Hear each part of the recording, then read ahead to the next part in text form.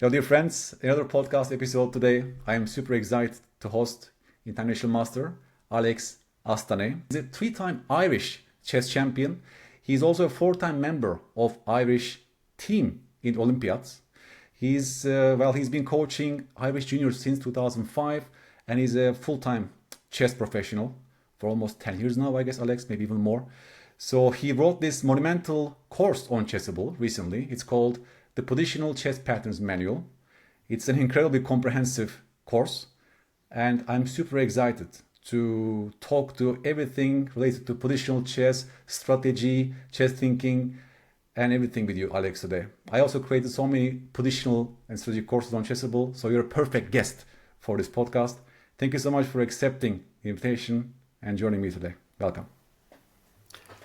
Thank you, Chan, for the introduction, and it's a pleasure to be here. And it's you've been somebody who's been I've been familiar with your work for some time, and for me it was a nice to receive that opportunity. Nice that you reached out, and to be honest with you, I was just kind of happy to get a chance to chat with you. And in fact, Yes.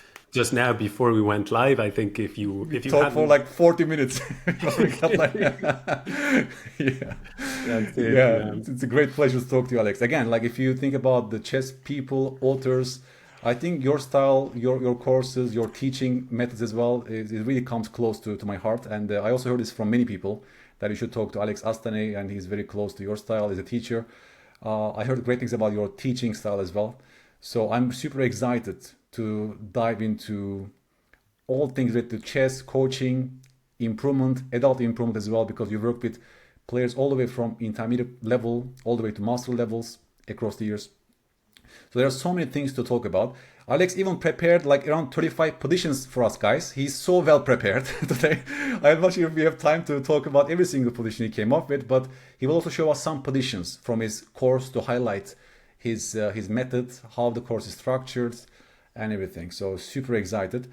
But maybe as a first question, Alex, what made you create this course to begin with, the Positional Chess Patterns Manual? Is it something that you saw in your students' game, certain mistake types when it comes to positional understanding? Were there some sort of recurrent mistakes that led you to create this huge course on Chessable? Yeah,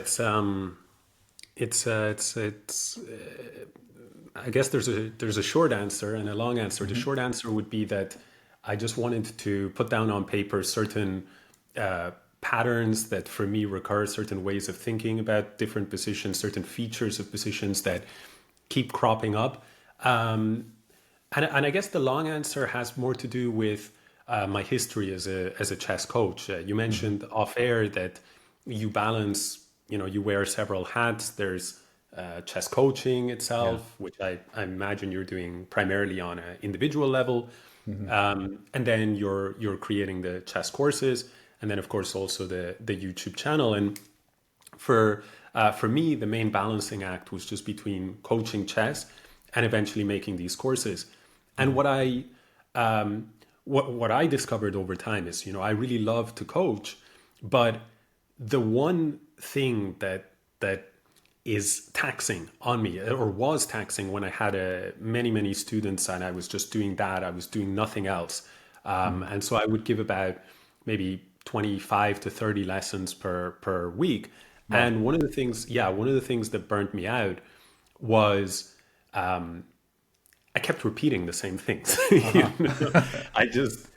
You have to, right? Because you're going with different students, and it really gave me a lot of respect for the many teachers around the world of many different subjects that they have to continuously repeat. And to a certain point, repetition is great, but if you have too many students, at some point I just felt there's such an inefficiency here. I'm continuously charging people per hour to do something where I'm actually only giving them. It might take me 20 hours to do something that I could potentially just deliver in a course, and it would be 90% of the value at 5% of the price, right?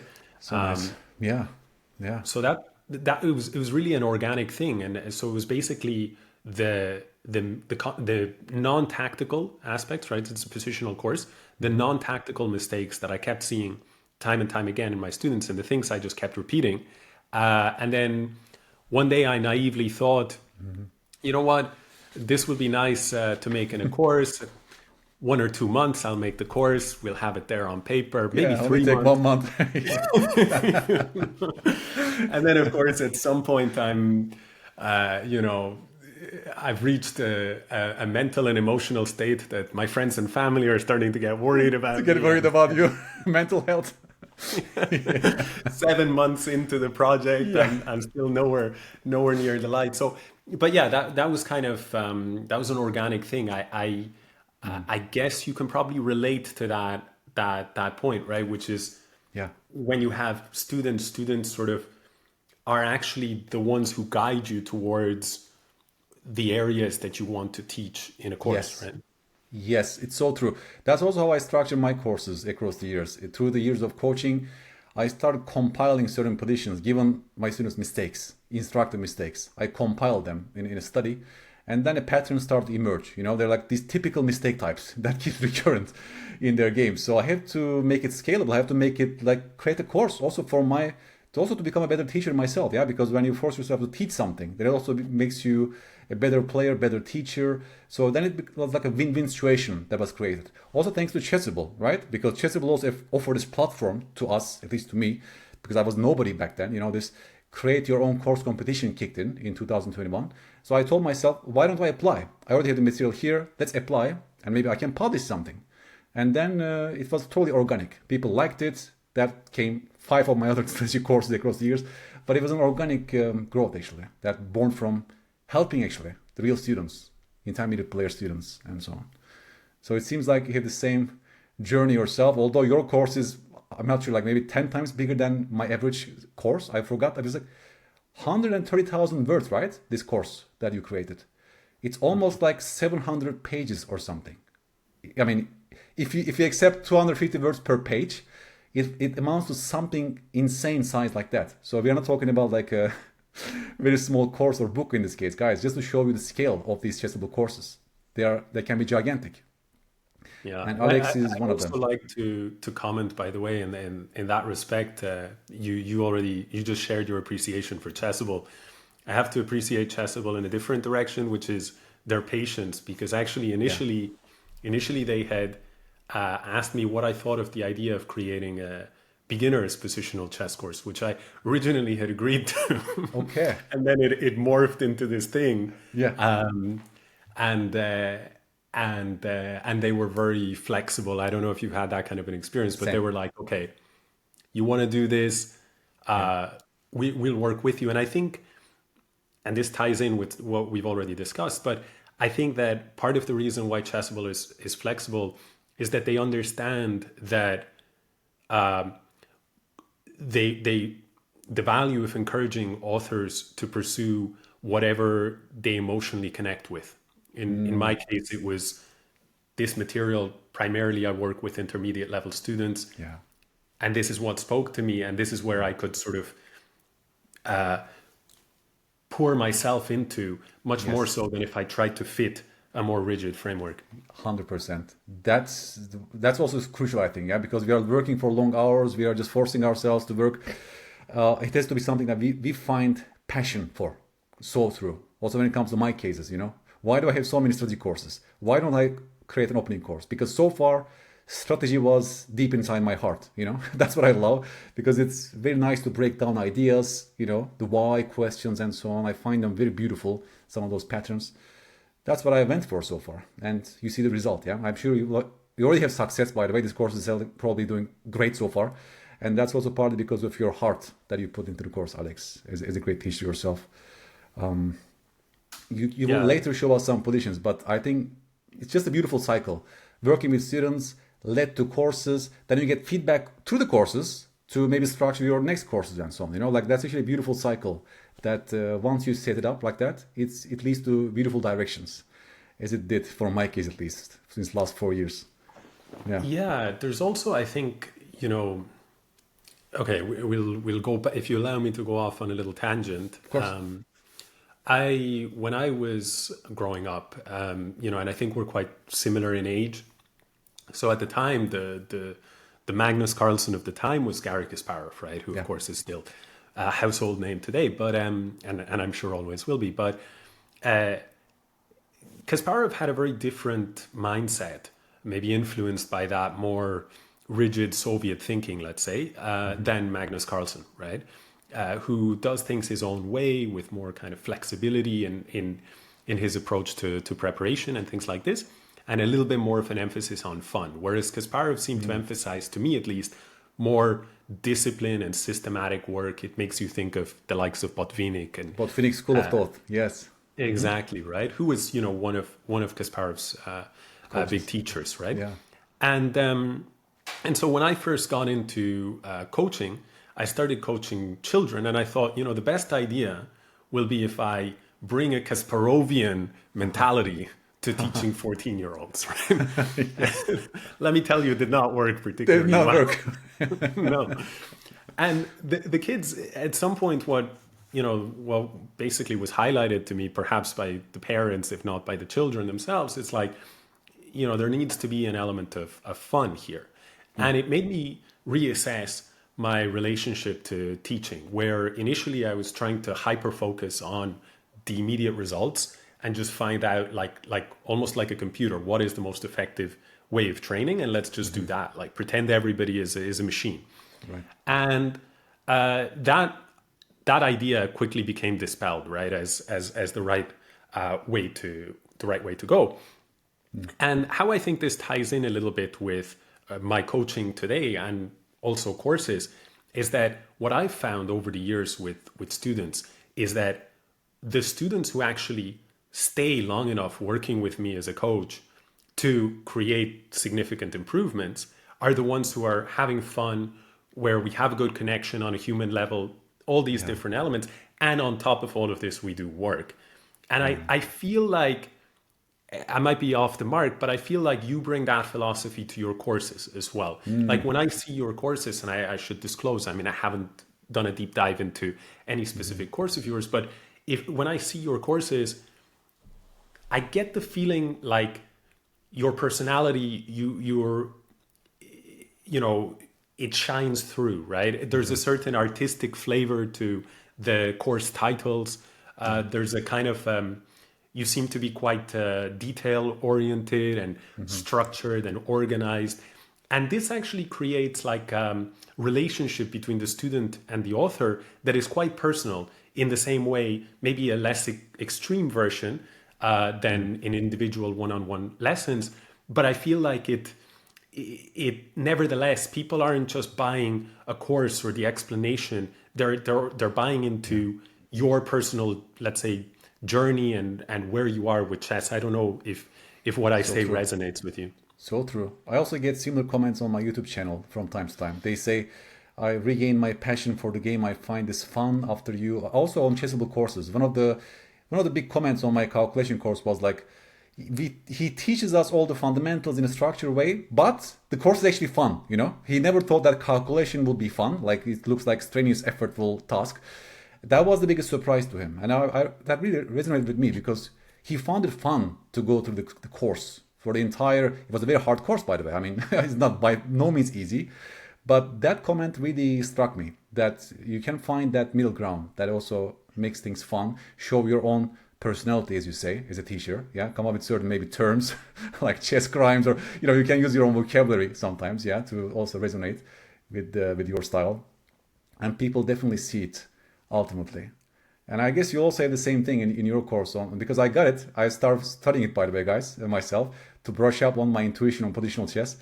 So far, I'm really enjoying it. Also, your scaffolds, your support that you give on the title of the positions to guide people to look at the right directions, because that could be difficult for strategy courses especially. There are so many things to look at. So finding that middle ground, you don't reveal the solution, but you just offer the right scaffold, That's one way of actually, reaching this flow state in a way that positions become challenging, but you don't get spoon-fed directly, but you get some guidance from the teacher. I think you find that nice scaffold in your course so far, as far as I could see, that really makes it fun. Even I got so much fun when I got a couple of positions right, Oh, wow, it looks beautiful, when you solve these positional puzzles and you have a deep dive in the positions and understand them truly. So really well done there, and your teaching is already shining in your course, to put it this way, and ultimately your courses are also improving over time. I think is a good teacher. So which brings us to my next question, because there's so much confusion between positional chess and strategy, Alex, right? But many people actually get confused about this. Do we mean, like when you talk about positional chess patterns, do you mean chess strategy? Jacob Aagaard, for example, had this distinction between these two terms, as far as I could guess. He actually had two books, right? One is called Strategic Play, the other one is like Positional Play. So he definitely demarks, like definitely makes a distinction between these two terms. And if I'm not wrong, he mentions strategy being more like long-term decisions that you take, while positional chess is more like short-term improvement to your position. You gain an outpost, you create a weakness, you improve a piece. These are all positional decisions. But strategic thinking can be, for example, you make a knight go to the corner, knight h5. It looks anti-positional, but you're stopping the opponent's pawn storm, for example. You're blocking their strategic plan of attacking you on the king side, for example. Yeah. So strategic decisions can look anti-positional, but they serve like a long-term goal, while positional are more like short-term stuff. Do you agree with that definition? Can you even like show us some positions to highlight your point, if I may ask this way? Yeah, no, for sure. We can take a look at a position. I can show one in a second, but Cool. just to answer in words first. Yeah, for me that broadly aligns with with the perspective. I actually in the forums, this is one of the nice things about Chessable, right? Which is that interaction versus physical books. Yeah. Where you can just interact with your community, and if there's a clear mistake, you can easily address whatever mistakes you've made. So it's a more kind of living, breathing organism than a book, which may never be, get a second or a third edition. In most cases, they won't, and if they do, there'll be a long time in between. And one of the things that I did was basically explain what my perspective was on position, like what my understanding was and how it plays into this. And it was more or less as you describe it. But the reason I did this is because, and I'm sure you've had this personal experience, that chess terminology can be a bit of a nightmare, right? Because there's so many different terms, and not everybody is aligned, right? Yeah. There's a lot of debates as to what actually is, as you say, what is positional play, what is chess strategy, and there's many other examples. None are coming to mind right now, but many terms where you ask a different room and they'll give you different answers. But in general, for this course, it's all about making short-term improvements and trying to, in many cases, accumulate relatively long-term assets, right? So like a better pawn structure, or maybe the bishop pair, or maybe more space. These are things that once you've accumulated them, in many cases, it's hard for the opponent to change. Strip that asset away. And I think positional chess, but in this respect, you could argue the same for strategy. But just to mention, positional chess, I think is really one of the reasons it's always, it's appealed to me for a long time, is because of its power very often comes from the cumulative effect, which means if you accumulate, let's say, a space advantage, in and of itself, it may not be so significant. But if you combine that with, let's say, the bishop pair, and then maybe you add a slightly better structure on the king side, and you factor in these different elements, it tends to overwhelm the opponent. And so I think a lot of more experienced players, the way in which they actually beat lower rated players, or the way lower rated players sort of allow their own position to be undone, is a lack of sensitivity to these different positional elements, and they just sort of give them as gifts, right? Whereas if you look at the grandmasters, they'd rather, burn the entire board, right? Introduce chaos than give up a certain positional advantage. Right. It's so good that you said it, and you can even like show us maybe that distinction. Was it this Capablanca position you were talking about? This Janowski Capablanca position, yeah? Yeah. Let's show it to our audience, because I think that was so instructive. Yeah. So this position was quite a famous game. It was played between David Janowski and José Raúl Capablanca, and Capablanca had the black pieces, and he went ahead and he won this game. But it really, at this point that we're sort of arriving at the position is about equal. And so I don't know if your viewers like to test themselves, but if they wish, they can pause here and Yes. and figure, what is a good plan here for white. For And white, yeah. yeah.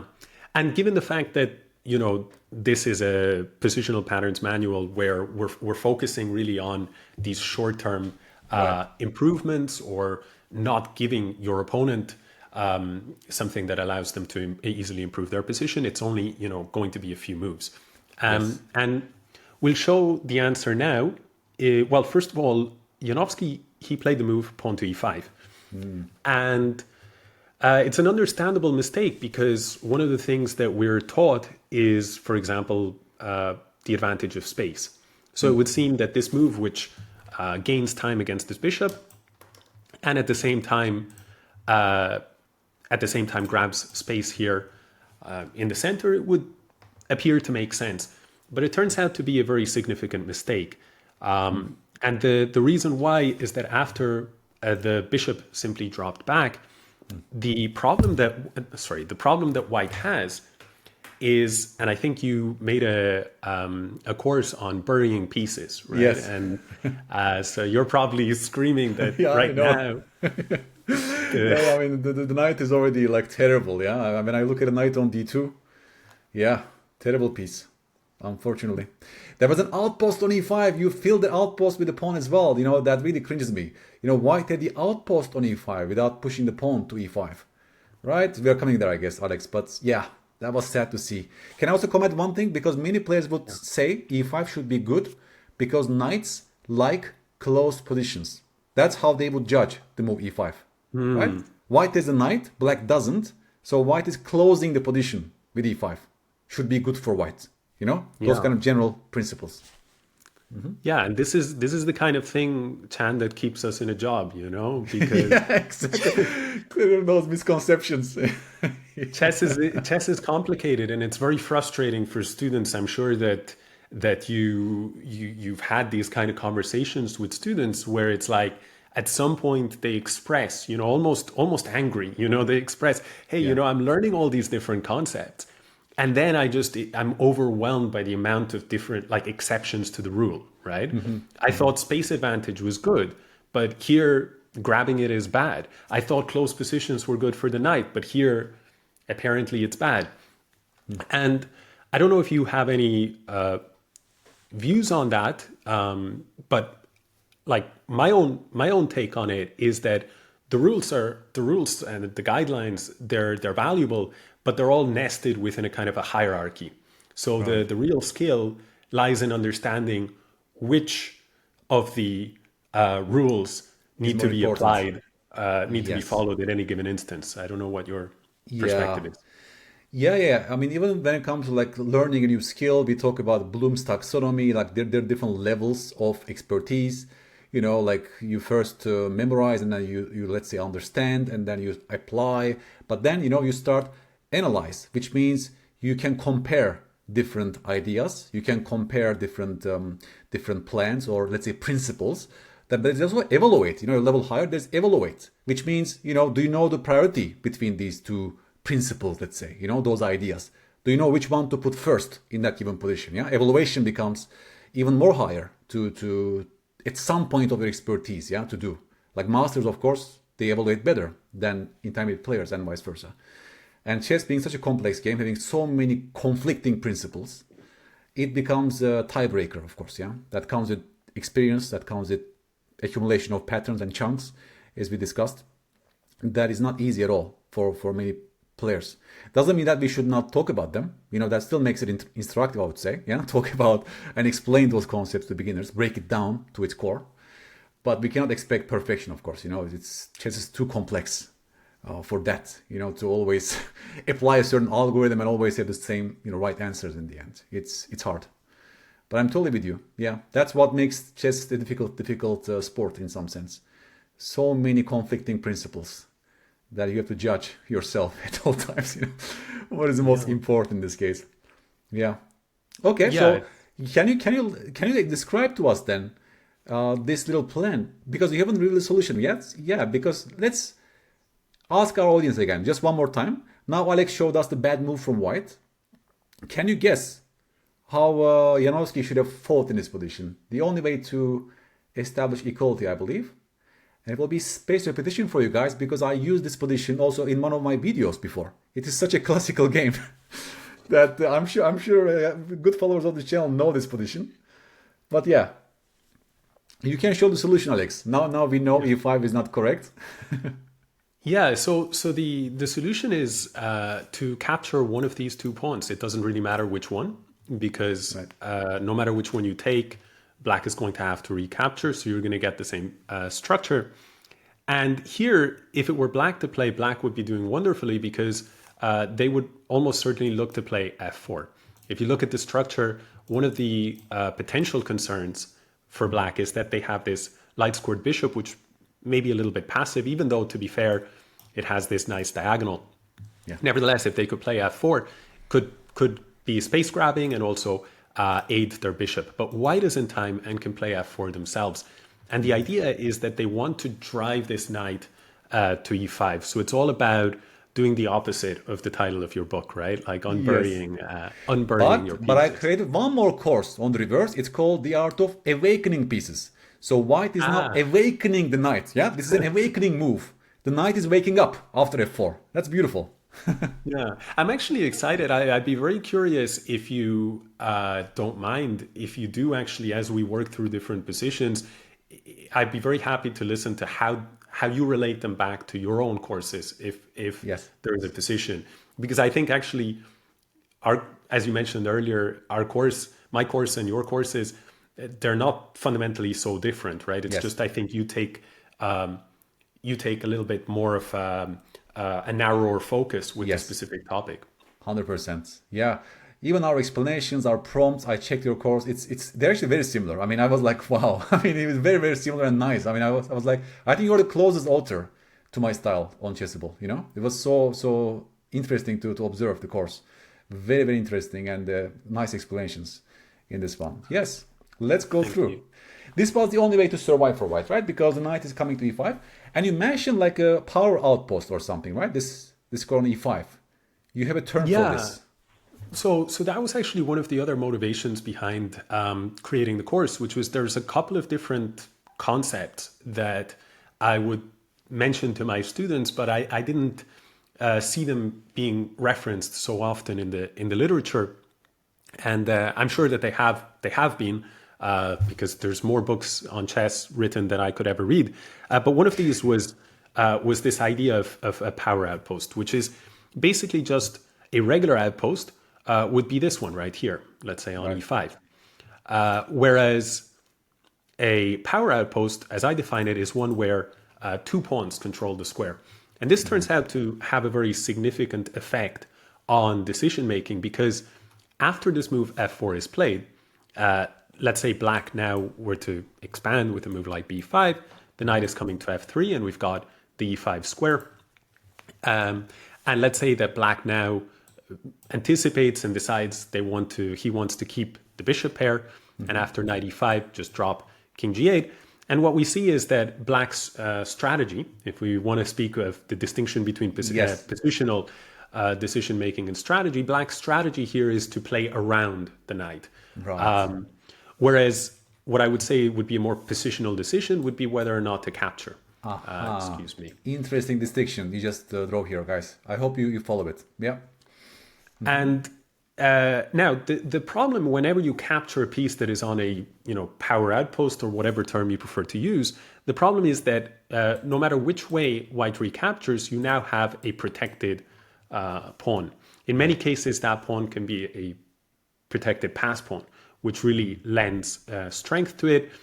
In this case, by the way, I suspect that d takes e5. I'm not, using a computer, but my intuition would tell me d takes e5 is the way to go. You correct the structure, but you also carve out this possibility of the king perhaps coming here. You create a semi-open file.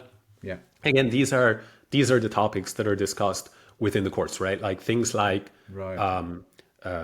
open and semi-open files, the creation of them, different changes to the structure, color complexes, we see that, for instance, black dominates on the light squares, but Yes. white dominates on the dark squares. But to return to this idea of a power outpost, it is this notion that once a piece occupies that power outpost, it's often not advisable for the opponent to capture it. To exchange you can it. play with that.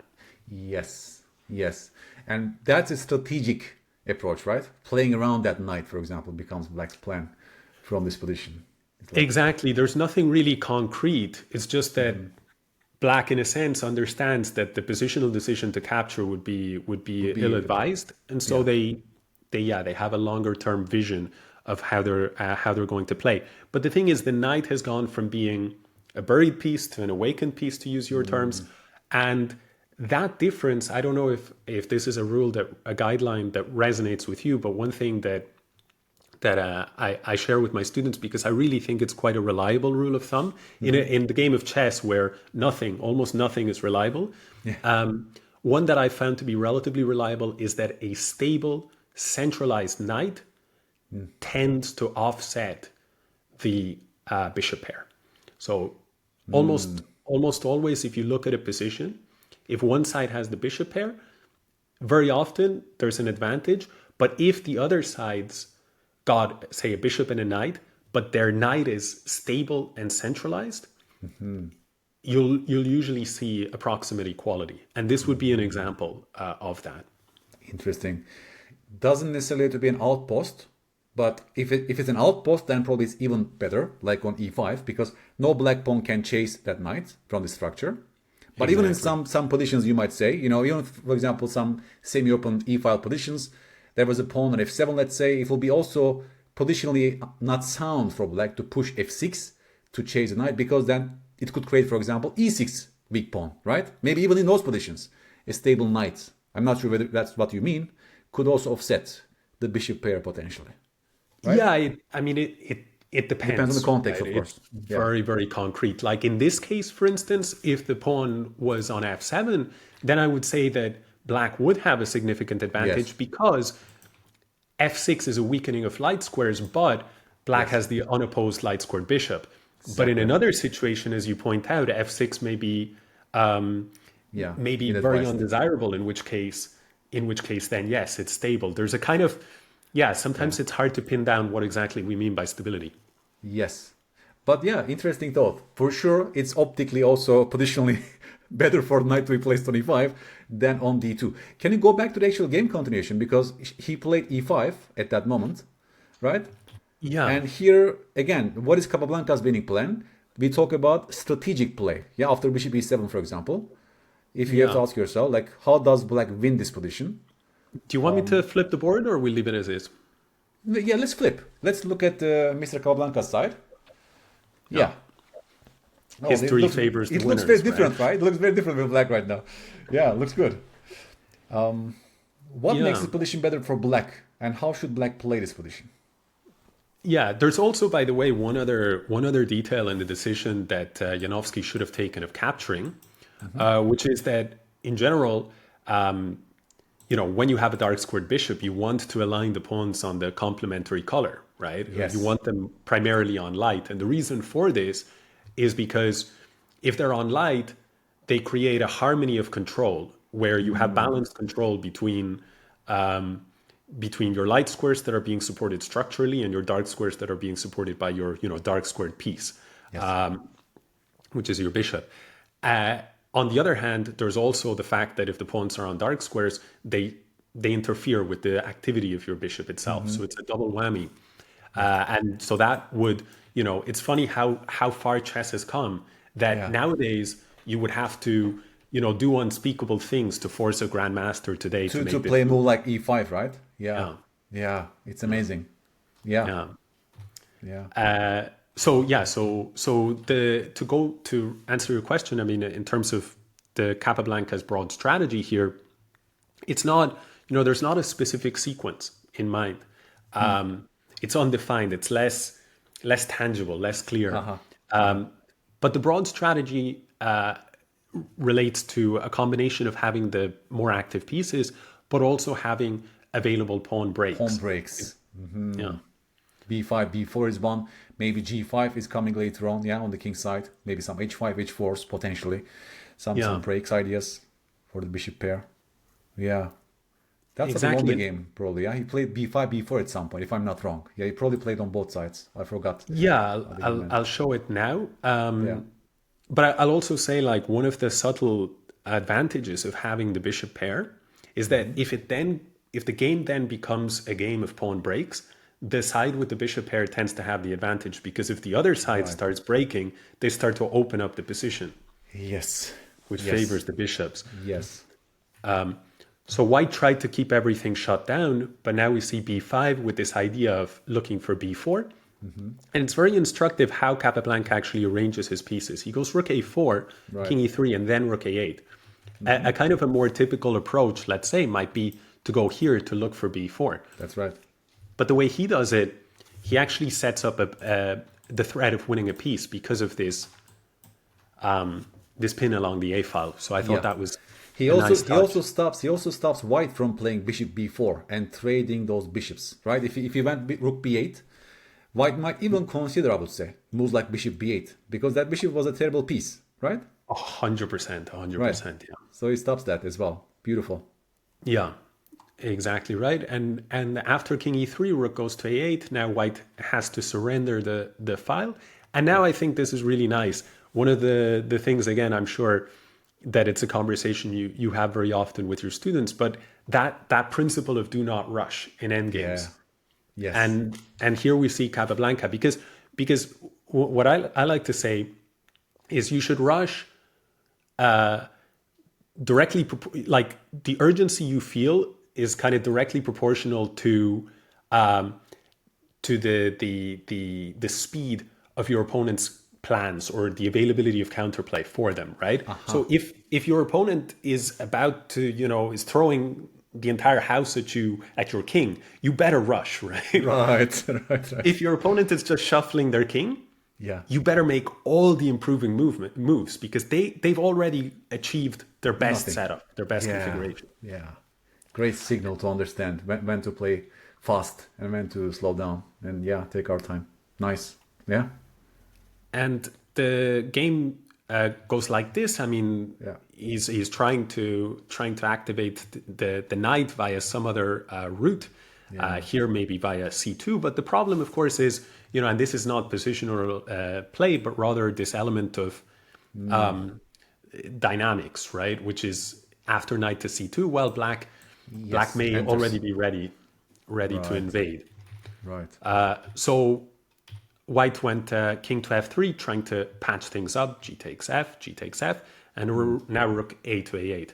So we see that the strategy, the broad strategy of breaking on the queen side and on the king side, has yielded fruit so far in the form of an open g file. Yes. Knight went to g2. Now the rook goes to g4. Notice also, like, this move rook g4 is very nice, because if the rook gets evicted, you create g3 square as well. Yeah, the g3 weak square, which to me, that it's much more of a narrow focus, and that would be more of a positional idea. Yeah. Particular square getting weak as a result of a pawn move. Yeah. Rook went to g1, doubling up, bishop e1. White is just trying to stop the ship from sinking, and this move b4 I here. remember this move. Yeah, the art of awakening pieces. The bishop on d7 is becoming awakened right now. Yeah. It's going to a4 to c2 to e4. I mean, I love this segment actually. Yeah. It's beautiful. Yeah. It's amazing. The bishop is going to e4 after this move. Yeah. And it's also a skill that I think is very challenging for players in the beginner to intermediate range, but something that comes as second nature for, let's say, master level players. And it's this, what I call in the course, schematic thinking, right? Which is very kind of closely tied to planning. But in my head, schematic thinking has to do with creating a schema in your mind, right? Like having a picture of what, almost using like your imagination, right? And imagining, what is if I could just teleport my pieces? Where would be the ideal square? And then you reverse engineer that, You go back. And that I think is a very powerful skill in the end game. in all phases, but in the end game, it seems to crop up more and more. And I think that's actually a big part of the secret for Capablanca's endgame dominance. Right. That he lived in a time when people were not applying this kind of schematic thinking, or whatever term you want to use. 100%. I think he's a master that is most associated with that, by the way. There are some end games, and even some stories, like people were analyzing a chess position, they were like thinking about moves. Capablanca enters the room, he said, this piece goes here, this piece goes there, and you win, in like 10 seconds, he understands which piece should be placed where for black to win, let's say, and then just leaves. Legendary stories like that. Yeah. But it's also the case for Karpov and Carlsen, maybe, right? Of course. These guys, of course, kind of have followed in that. Yeah, so true. So he envisions the bishop that goes to e4. He teleports it. This beautiful imagination. Yeah, amazing. And then, well, okay, white could go rook to c1. Maybe that to would stop have it. been. Yes, but then I think I see a tactic. Can I tell you? Maybe students, you can stop. What if white goes rook c1 in this position and stop bishop c2? What should black play? And I think here we see the connection between tactics and strategy. If I'm not wrong, because I don't see the moves. If I'm not wrong, Alex, I'm seeing a tactic for black. If white goes rook c1. I'm not sure that I recall. I don't have this as variation, but I'm not sure that I recall a specific. Okay. Let's put it on the board. You can play rook c1. Let's put it on the board. Then I will ask my audience, because maybe I'm wrong. Maybe I'm hallucinating something. I'm seeing one resource for black in this position, which has to do with the rook being on c1 and potential alignment on that diagonal. Right? That's really nice. Yeah, right? That's really nice. Rook takes f4 is what I'm seeing, guys. Does it work for black? Rook takes f4 check. Is it a blunder or is it a good move? You know what? I mean, I don't have the computer, and funnily enough, this one is new to me, which just goes to show the danger of not thinking independently, right? Because I suspect so king takes bishop g5 check is the point. Yeah. And the knight is pinned. After rook takes f4, if knight takes rook, then there is rook takes g1. This is your idea, Chan, yeah? Yes. And if king takes, then bishop g5 skewer. And if king takes, bishop g5 is a skewer, and the king goes here and bishop takes. Yeah. You know what? You know how I found this, by the way, Alex? I use the same position in my course, The Art of Awakening Pieces, and I have to convince myself that they should stop. It seems like they are stopping bishop e4, right? It seems like they can play rook c1 to stop our plan. So then I ask myself, there must be a refutation here. Capablanca is not counting on these little ideas. Okay, then I saw rook takes f4, which is shocking to me. It's just beautiful, like the entire board vision. Yeah. No, it's a very nice idea. I think the only concern that I might have is, can white somehow struggle on with a position like this, right? Yes. Bishop d2, maybe rook takes, and bishop takes. And the question is, how straightforward is it to convert here, even though black has the bishop pair and a pawn? And in this respect, computers can be really disheartening to work with, because we're computer free. I have no idea what the evaluation is, but maybe the computer tells you with 50 perfect moves in a row, it's a draw here somehow. Right, could be. You have to check this after that. Yeah. I'm not sure whether Kappa saw it. I suspect he saw this tactic before playing b4. Right? We can discuss this, whether actually he saw this little tactic, because rook c1 seems to be stopping your idea of bishop c2 to e4.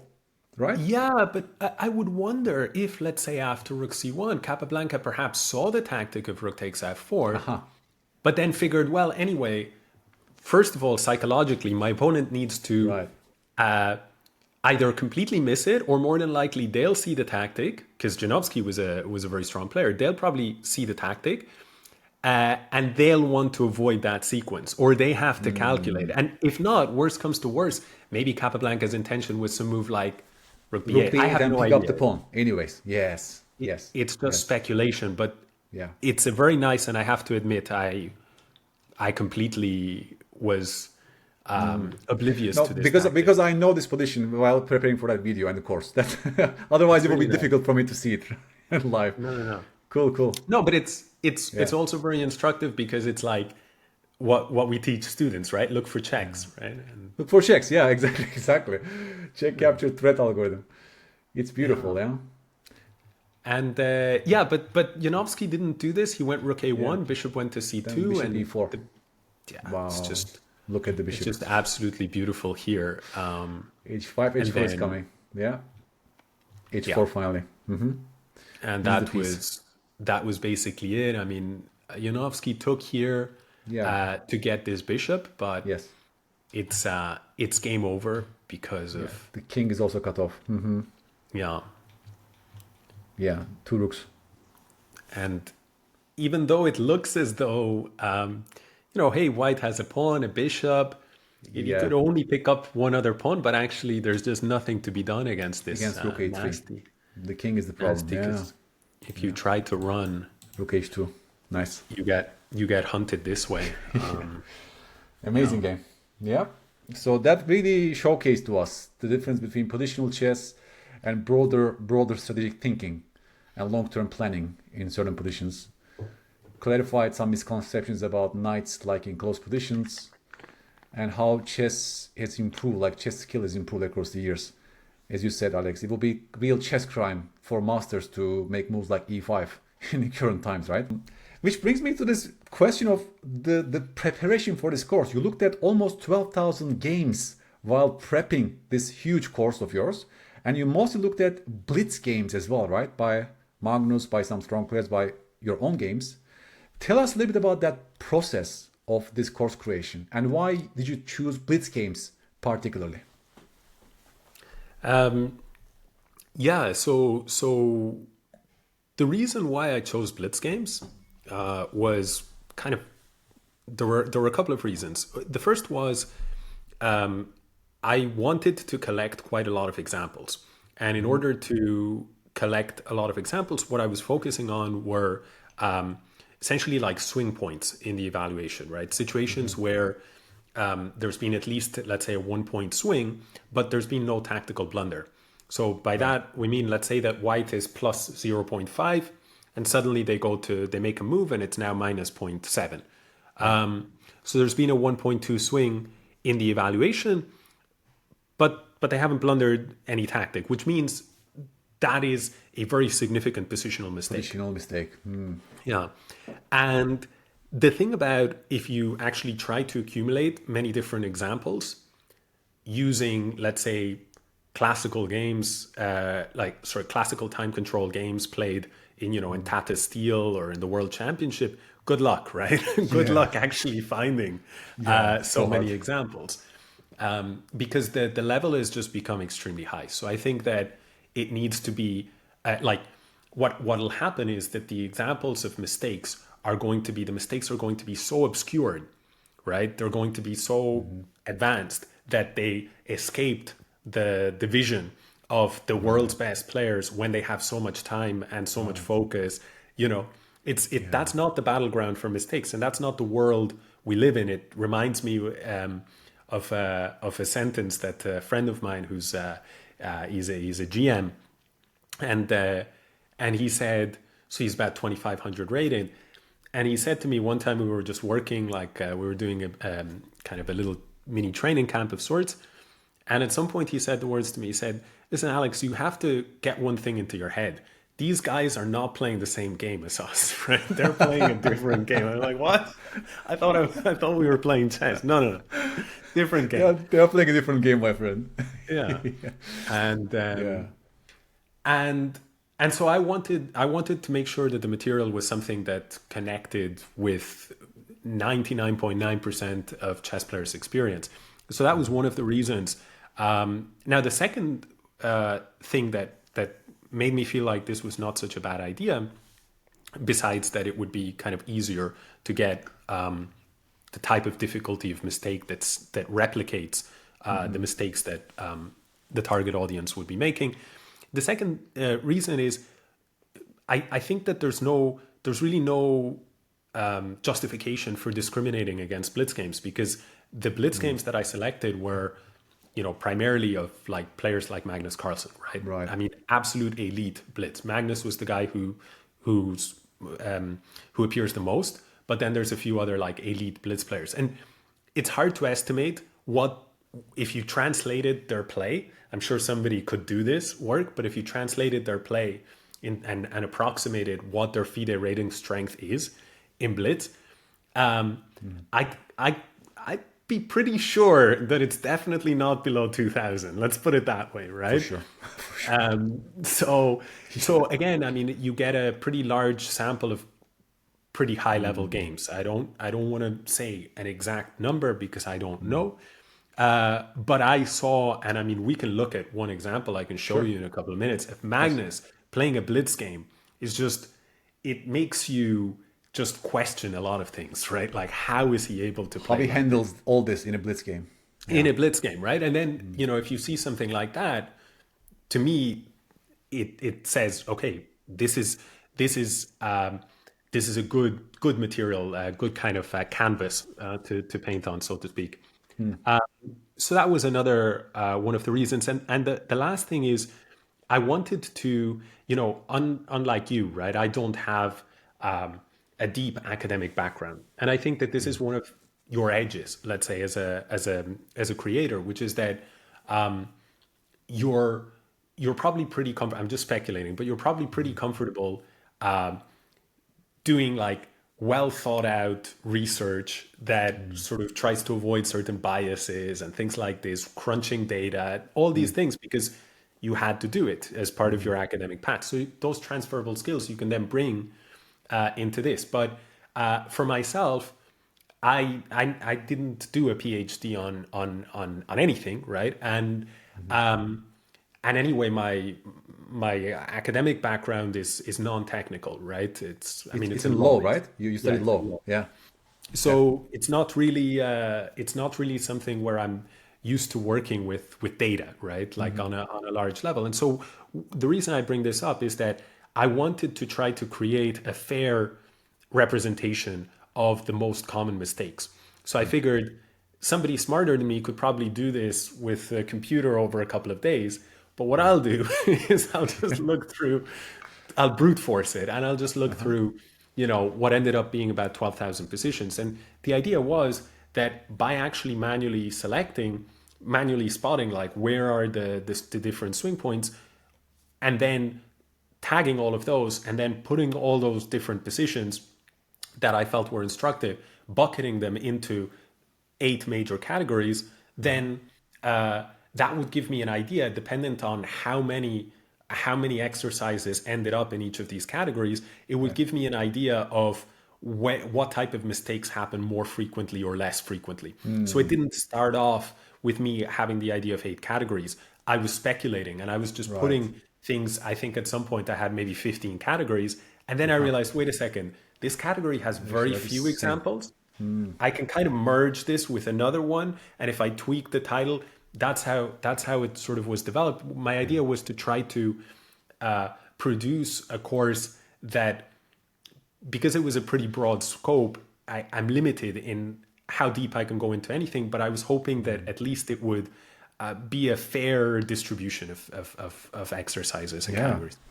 I mean, you also use your eye as a chess coach, right? As you manually go through the exercises. So definitely you brought value to the search. Besides, you know, pure data crunching or looking at certain evaluation changes, there are also some drawbacks to this, you know, in this big data research. So you always use your own eyes as a coach to make sense of these mistakes and to describe it and categorize it. That's also how one of my courses was born. It's called Chess, Crime and Punishment. I looked at so many instructive mistakes. I compiled so many instructive mistakes from my students' games, unforced strategic mistakes.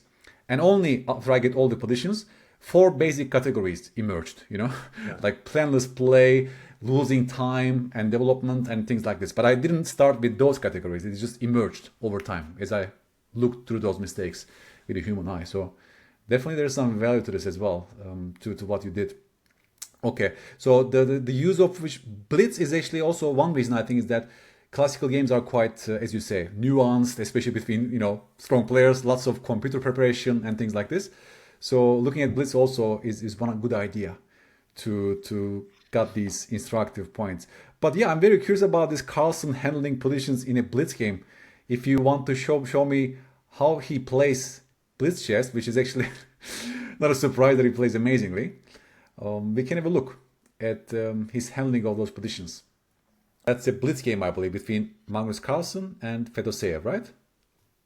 Yeah, yeah. So Magnus has the white pieces, and yeah, I mean, basically from here there is a path to a win, but Wow.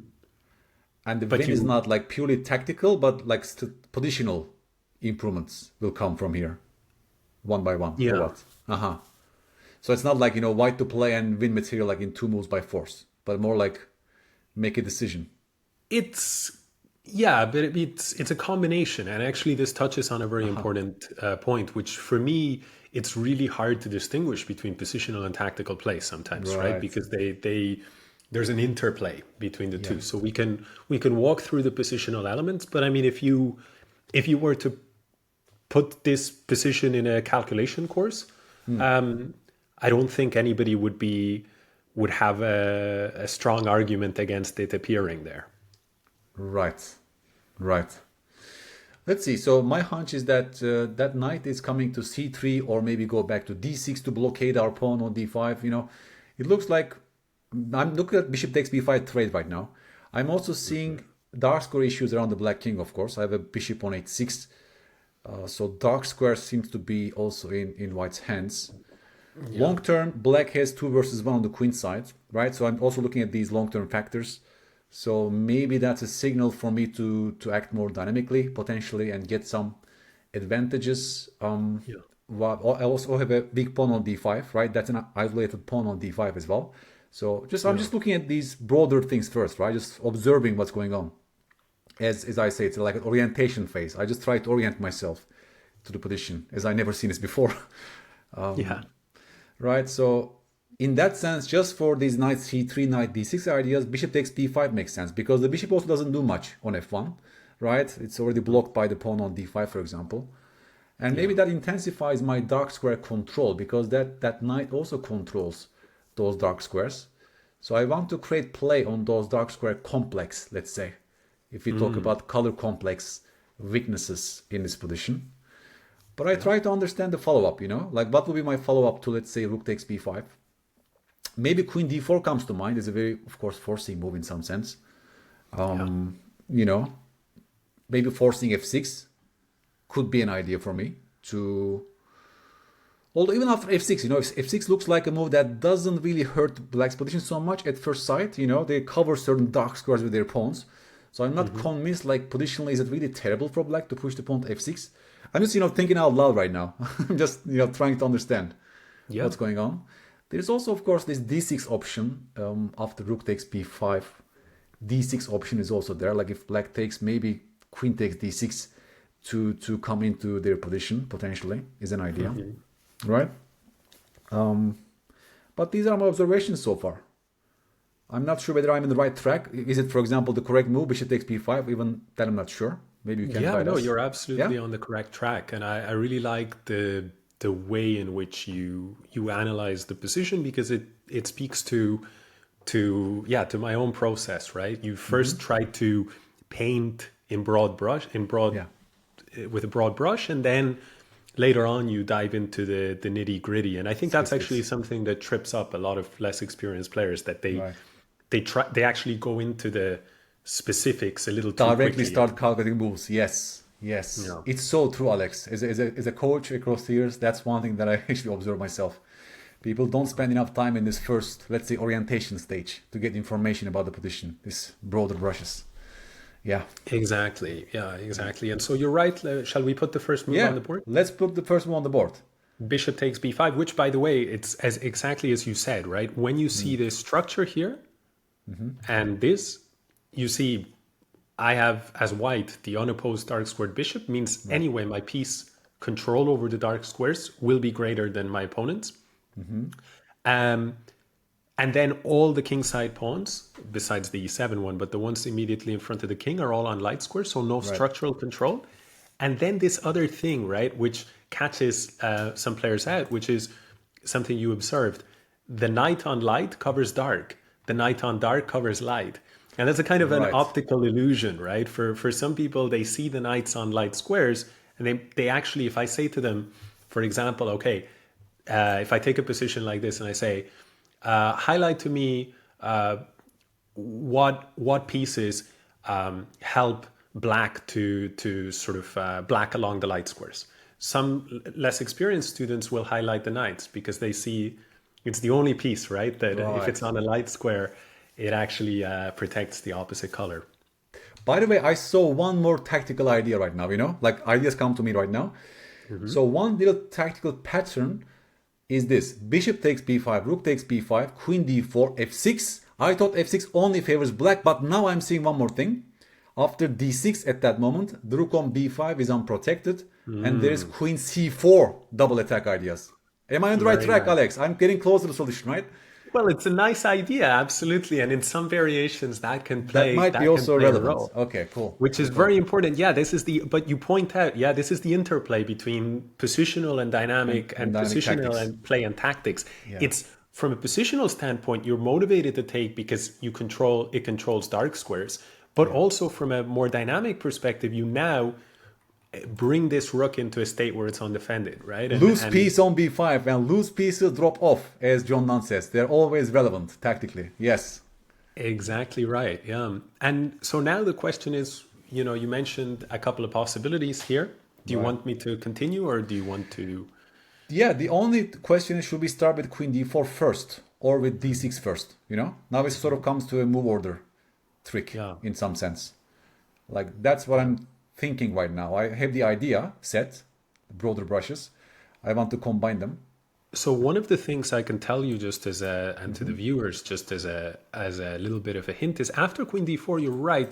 The line you point out is that after f6, there is this possibility of timing a d6 pawn break and then looking for this double attack against the king and the rook.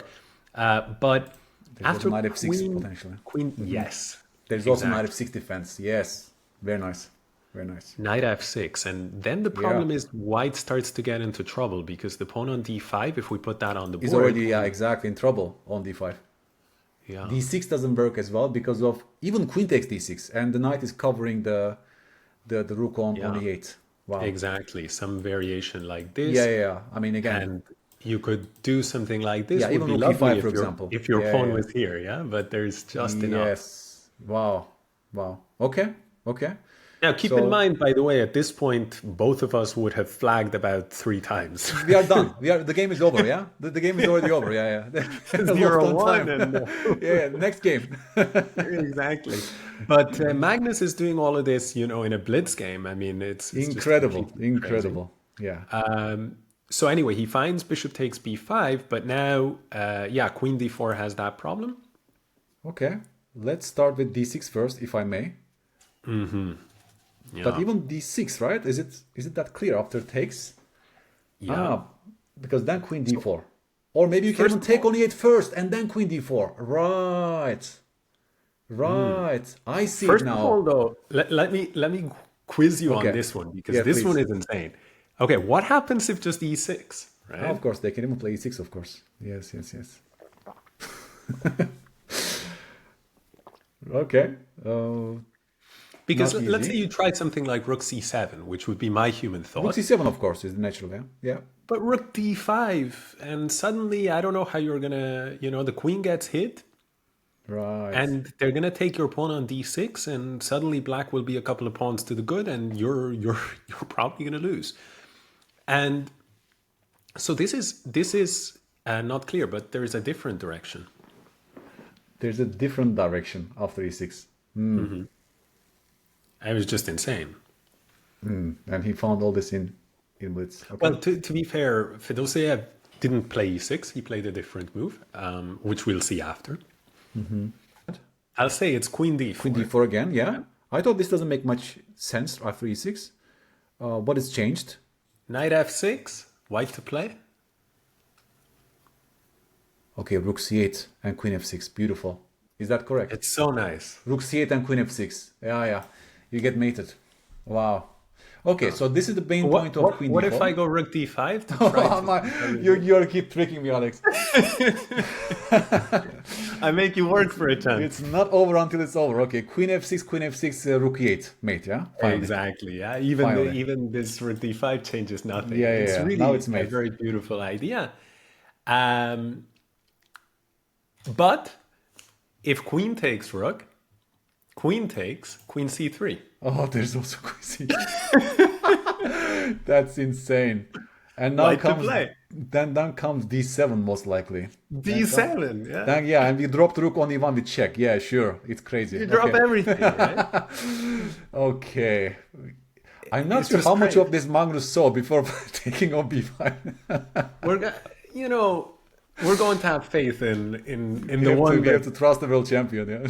they often call the GOAT, right? Yeah. But after e6, queen here, if black tries instead to move queen f6, Yeah, there's also this.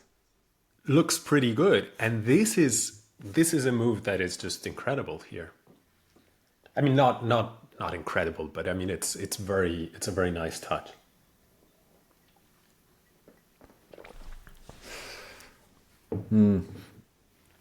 This is that change of direction. I mean, changing direction, I'm looking at moves like queen a7 in this position to attack the knight. Is that correct? Oh my That's the god. one, yeah. Queen a7. Queen a7. Yeah. And suddenly you remove the blockade. I mean, if the knight moves, there are some d7 ideas even. Some rook c7 ideas also gain strength. Wow. Yeah, but also like, let's say, if rook d8, I think it's rook c7. Rook c7, and now yes. I'm going off of memory, something like this. If knight e5, maybe even this move works. I'm not sure. No, this I guess queen takes e7. No, that one is too much. But I guess d7. I mean, d7 and rook c8. D7 rook c8. Yeah. Wow. It's a beautiful idea, but queen a7 I think is actually the win. And this, for me, this example, more so than showing, Magnus's skill, because as you say, as you correctly point out, it's only speculation that he saw all of the variations. He must have seen the critical ones, but it's speculation that he saw all of them. But nevertheless, I think it's a great example of the inseparable nature of positional and tactical play, because tactical opportunities flow from some people say superior strategy, or can say from a superior position. So here, by playing this move, white gains relative control over dark squares and destabilizes black's pieces, and it's that combination that then translates into good tactics that we saw. Exactly. And so after d6, what happened was Fedoseev, he captured with e takes d6, and I think here you were already said. Yes. So takes queen d4, right? Takes queen d4. There is no knight f6. There's rook e5, but against rook e5 there's f4 or what?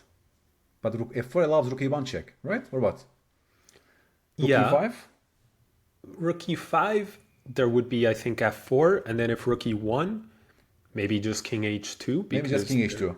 And their problems remain on that diagonal. Yeah, because if you have to do something like, let's say, f6, then I should have something there. Looks like it's lost. Maybe I can do, like, take the rooks, queen takes, queen d5 check, and then queen f7, something like this. Yeah, queen f7 invasions after king h8. Yeah. So there's also knight e5, and knight e5 is f4, right? That's easier. Yeah. Something like this line here, king h2, the threat is queen g7, and we were saying, what if black stops it with f6? Maybe this. Take, queen d5 check, king has to go here, and queen f7. There are no perpetual checks. The king is safe. Yeah, game over. And there's also knight e5 instead of rook e5. Yeah. Yeah, and there's knight e5, rook e5, queen e5, and there's f6. There's also queen e5. Yeah. But against that, of course, there's rook c8. That's easy to refute. Correct. If queen e5, there's rook c8, game over. If rook e5, we just covered. Knight e5 was played in the game. And Chan, what happens if f6? f6, queen c4, right? Went back to Yeah, square one. yes. Yes, the tactic I saw there at that moment. Now I executed. Cool. And that actually is another important detail, right? Which I'm sure again it's a conversation you've had with your students, which is students at, let's say, the level that you teach or the level that I teach, which is I'm sure broadly quite similar, Yeah. is they tend to underestimate the long-term effects of destabilizing a position or conceding something, because they think short-term, oh, my rook's undefended, but it's not under attack. Right. I will Doesn't solve matter. it. Yeah. But by the time that the problem rears its ugly head, it often rears its head, True. on variation number 3 of, branch number 3 of some variation 5 moves deep, and it's too late. Yes. Yes. Just like in this case, rook b5 seems irrelevant, but it refutes f6. You cannot play f6 because of rook b5 problem. Yeah. Exactly. So nice. And so knight e5 was played in the game. f4, right? This is easy to understand.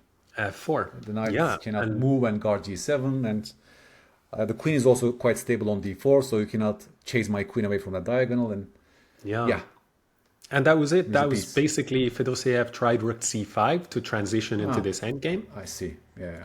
Excellent. Down a piece, hoping the 3 versus 1 would be enough. But unfortunately for him, those the Blockade on bishop dark is- squares. Yeah. yeah, Yeah. and it's just game over. It's just amazing. Yeah.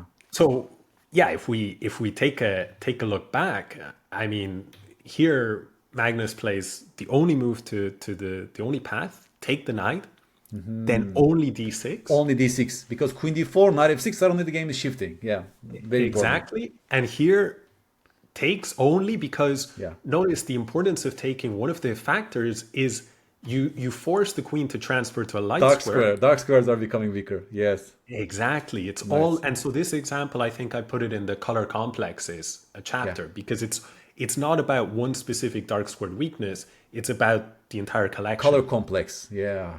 Yeah. And so it's nice because this knight was helping the dark squares, removed. The queen operated on more dark squares, removed. The pawn was operating on a dark square, removed. Also gone. Yeah. Yeah. And then suddenly the tactic appears. And with this touch of this queen c4. And then it's game over because it yields the fruit of the piece. So yeah, when I see this, I mean, first of all, I'm just absolutely blown away by Magnus. Yeah, it's just crazy. That really shows us, true beauty of chess strategy, particularly. As I said, I think we have the same style, like preference for beauty. Like when I see games like this, I have to put this position in one of my courses. That's the feeling, like I have to show this beauty to my students as well. Yeah. This connection between tactics, strategy, depth of understanding, That's what those middle game courses, strategy courses, really lend nicely to show us the true nature and beauty of chess, guys. That's why, yeah, I love it. I love this puzzle myself, Alex. Thanks for bringing this. And Magnus, kudos to you again. Like, if you watch this video, which I really doubt, tell us how much you saw before taking on b5, if you have the chance. How much you see in those calculations. But amazing intuition, of course, That's how we also measure expertise. Experts also have great intuition about their field, right? They can make certain decisions like in nanoseconds, more or less, like correct judgments. But and this is something I'd be curious to hear your thoughts on this. But I tend to align with what Anand said before about intuition. He said people remark on my intuition as if it's like something that was God-given. Now, in Anand's case, it feels God-given for sure. But the point he was making was my intuition has been developed through close study of thousands upon thousands upon thousands of games. I've seen so many different positions, and over time, the subconscious mind just sort of organizes things and is able to execute at a much faster clip than someone can do consciously. It's not so much as a sign of genius as it is of that incremental building blocks that you build over a very long time horizon. And this is exactly, this I think is why Magnus is able to execute a plan like this in such short, in such few moves, because the patterns are so deeply entrenched in his mind. Yes, that 100%. The car runs very fast, So fast. it's almost synonymous, like scientifically, pattern recognition and intuition. They're like so tightly close to each other, accumulation of patterns and chunks across years of study in your field, you know. Of course, that's the biggest factor. Maybe Magnus is a genius in a way that he learns those chunks and patterns a little bit faster than his peers. Maybe it takes him a little bit less time to learn a chess pattern or chunk than some other grandmasters. So it tends to accumulate. It tends to make a difference across years, of course. Yeah, that little difference can turn out to be a bigger difference in terms of patterns learned, stored in your long-term memories over time. Yeah, I agree. I mean, I think everybody is undergoing the same process, but he just undergoes it that bit more efficiently, that A little bit more faster quickly. and more efficient than others. Yeah. That's the gap. Yeah. Are there any other positions that you thought instructive for this session, Alex? You're welcome to show us, to highlight some of your points and some other peek inside your course, so to speak, for my audience, if you wish. Yeah, I mean, what I can do actually is I can first of all just show like this idea of, if I just go back, I can show the idea, if I can cycle through a few positions quickly, I can show the idea of how we can build up the knowledge. So I'll only take like a minute or two per position. Does that sound okay? That sounds perfect. Shows us the progression of knowledge. Yeah. So for example, this position is taken from weak squares, and it's again another Magnus Carlsen game, again online, against Grandmaster Rustamov. And a weak square, basically how we define it, would be, for instance, this d3 square, because it cannot be protected by a friendly pawn. So that is a weak square that white has to worry about.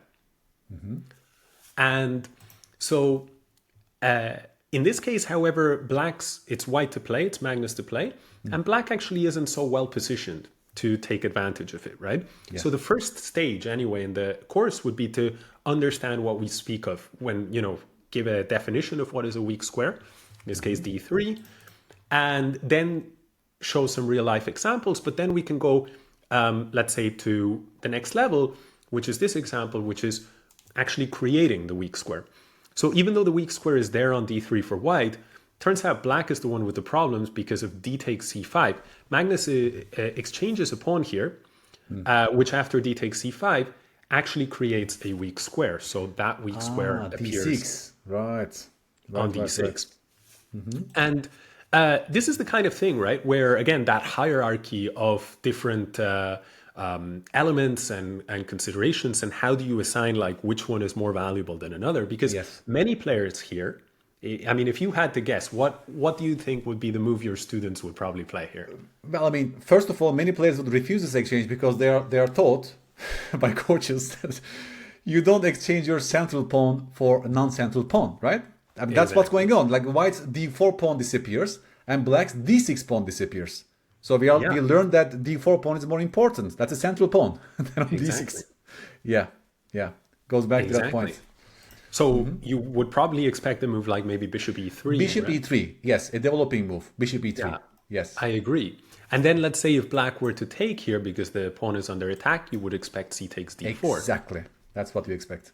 And this is where our students get into trouble, right? When black plays a move like, for example, d5, yes. Gaining f5, for example. Now they're saying, so far the students are saying, okay, everything's going my way and I have more space. Gaining space, yes. The bishop on c8 is bad, and so on and so on. Yeah, that's how they justify. But these positions, I'm not saying it's bad for white by any means, but it turns out to be a lot less convincing because suddenly black has managed to find a good square for the knight on f5. The bishop can maybe come to d7 and play like this. Maybe there's going to be an exchange. f6 break even. Yeah. There's many elements. The position is messy, resembling more of a French structure here that would be one direction the game could have gone in. Not terrible, but Magnus's choice, d takes c5, is the strongest. He creates a weak square on d6, and he is the first to the party. Yeah.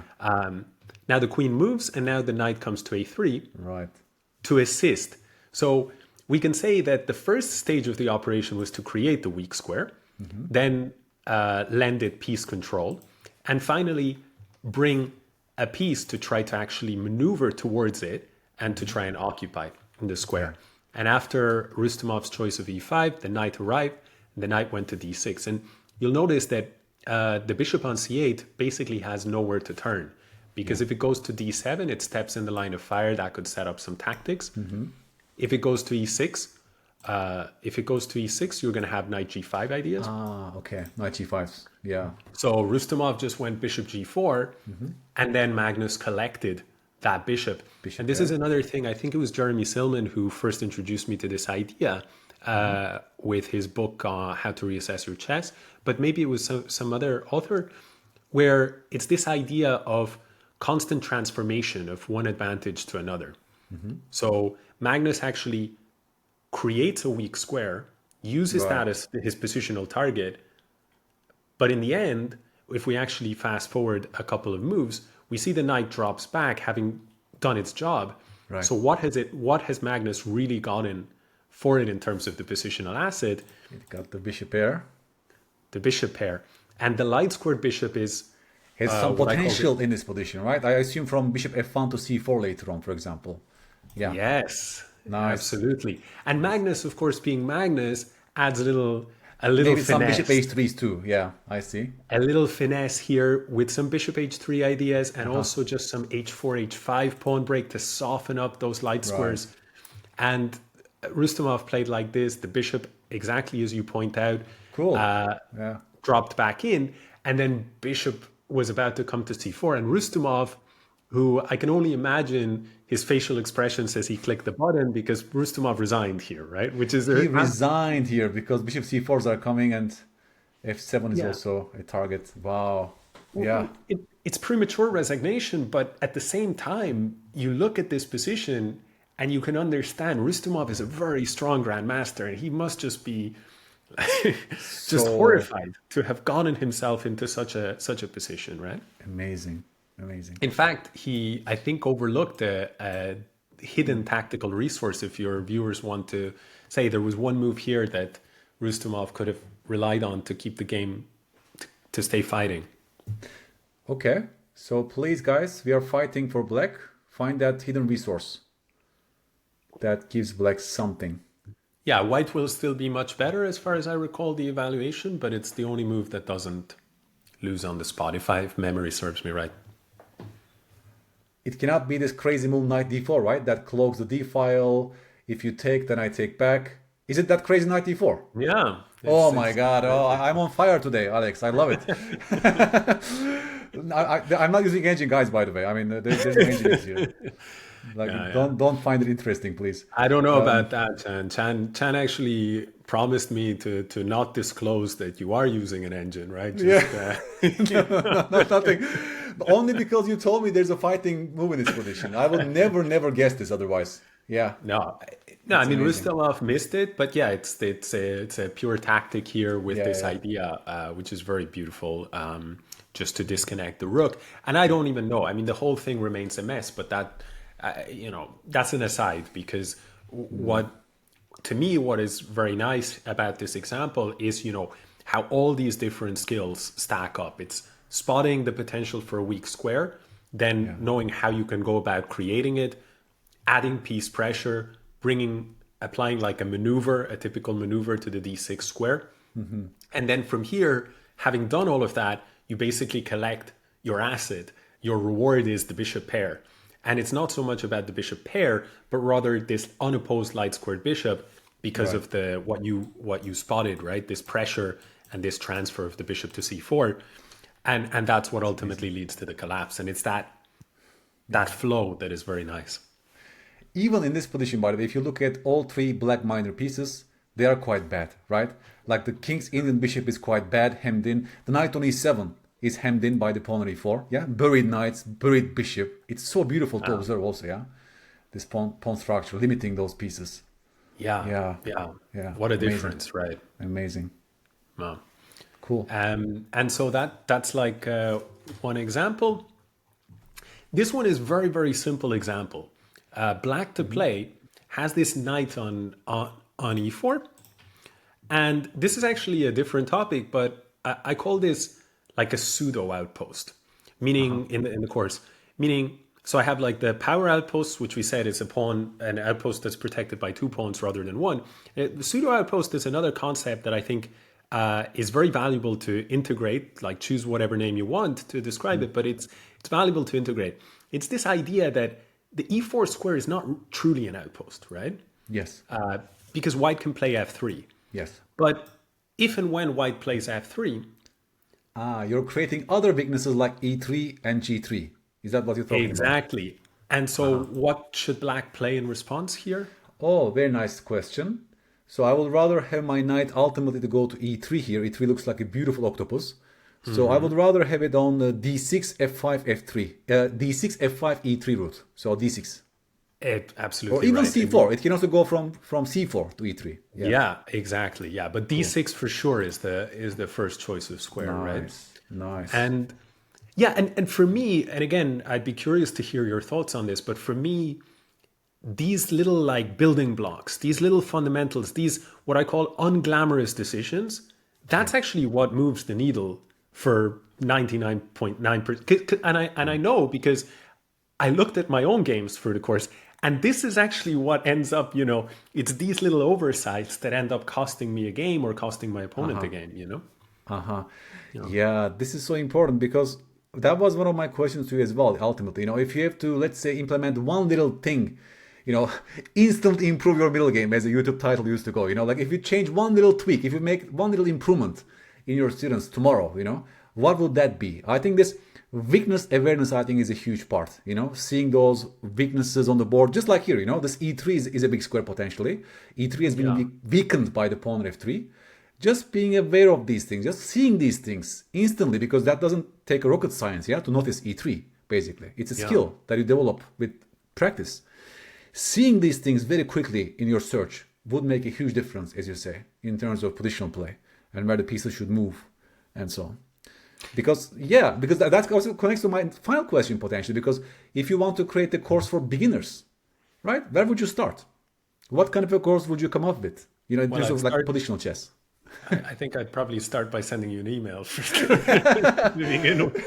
Let's collaborate on that, by the way. I have some ideas as well into the future. But like we would definitely, because, I'm asking this question to myself, what's the primer, like strategic primer that we can teach beginners? Where should we start? Where are all the things that are building upon, so to speak, Well, I have a very interesting case study of a student. Student of mine who I wasn't planning on going in this direction, so I haven't even asked him, but I'm sure anyway I won't be revealing any details about him, any personal details. I'm sure he would be okay with it, but in any case, he is extremely dedicated. He's in his 40s, I don't know exactly, right, like maybe early 40s, something like this, and he's only been playing chess, I think, for a couple of years, something like this, not a long time. And he's only been maybe very serious about it for like 8-9 months, something like this.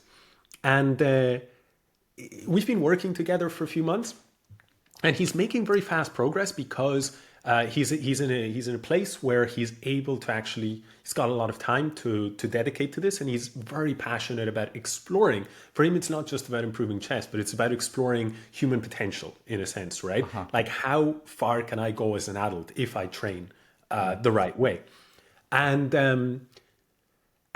so my lessons with him are always fascinating because he's he's very, very intelligent guy who has built up skill across multiple different domains.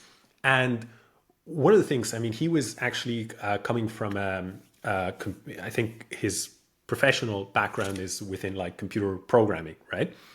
And one time, we were having this conversation about what's the most effective way that he should approach working on chess.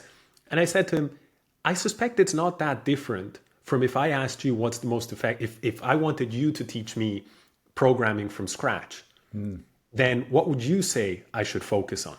And I said, I speculate that if I asked you to how can I really get very, very good at programming to the point where maybe in the future I can get a job, and I'm, in my mid 30s, you would probably tell me focus and drill the fundamentals. And always have that, build a strong base, and from there, sort of Add. abstract, right? Abstract from there. And he basically, maybe put it in different words, but he said, yeah, that's more or less what I would do. And so I think that if you look at how to map the beginner journey, I'm not sure that it's fundamentally so different from, let's say, the intermediate journey. It's just that at the intermediate level or the expert level, there is an assumption that the foundation is of the building, let's say, is a little bit higher up, right? There's more levels of the building have already been built. We assume that those are there, and then we add more layers on top. That's my mental framework for thinking about this, but I'd be very curious if you have a differing opinion on that.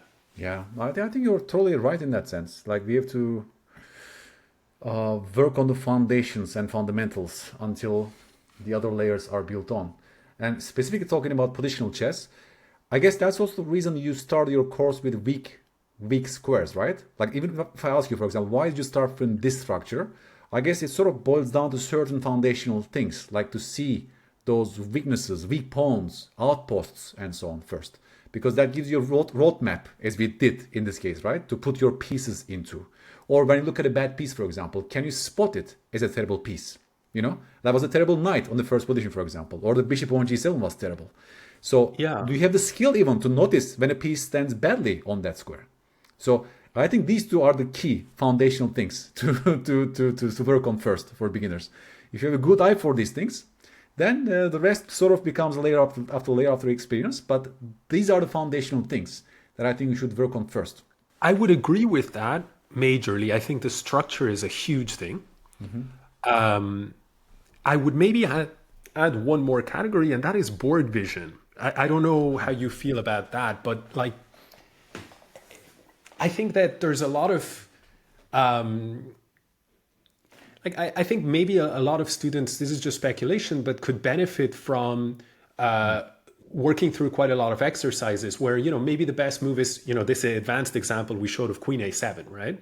It's like board vision, but that's a really advanced example. But I looked over games played at, let's say, the 1600 online level, and the amount of swings that are actually happening just because, let's say, the queen is on b2 and misses that they can take the pawn, or queen is on c8 and there's this, or on a more advanced level there's a two mover with bishop g5, bishop d8. I think that the board is like small for grandmasters, but it's very big for most people.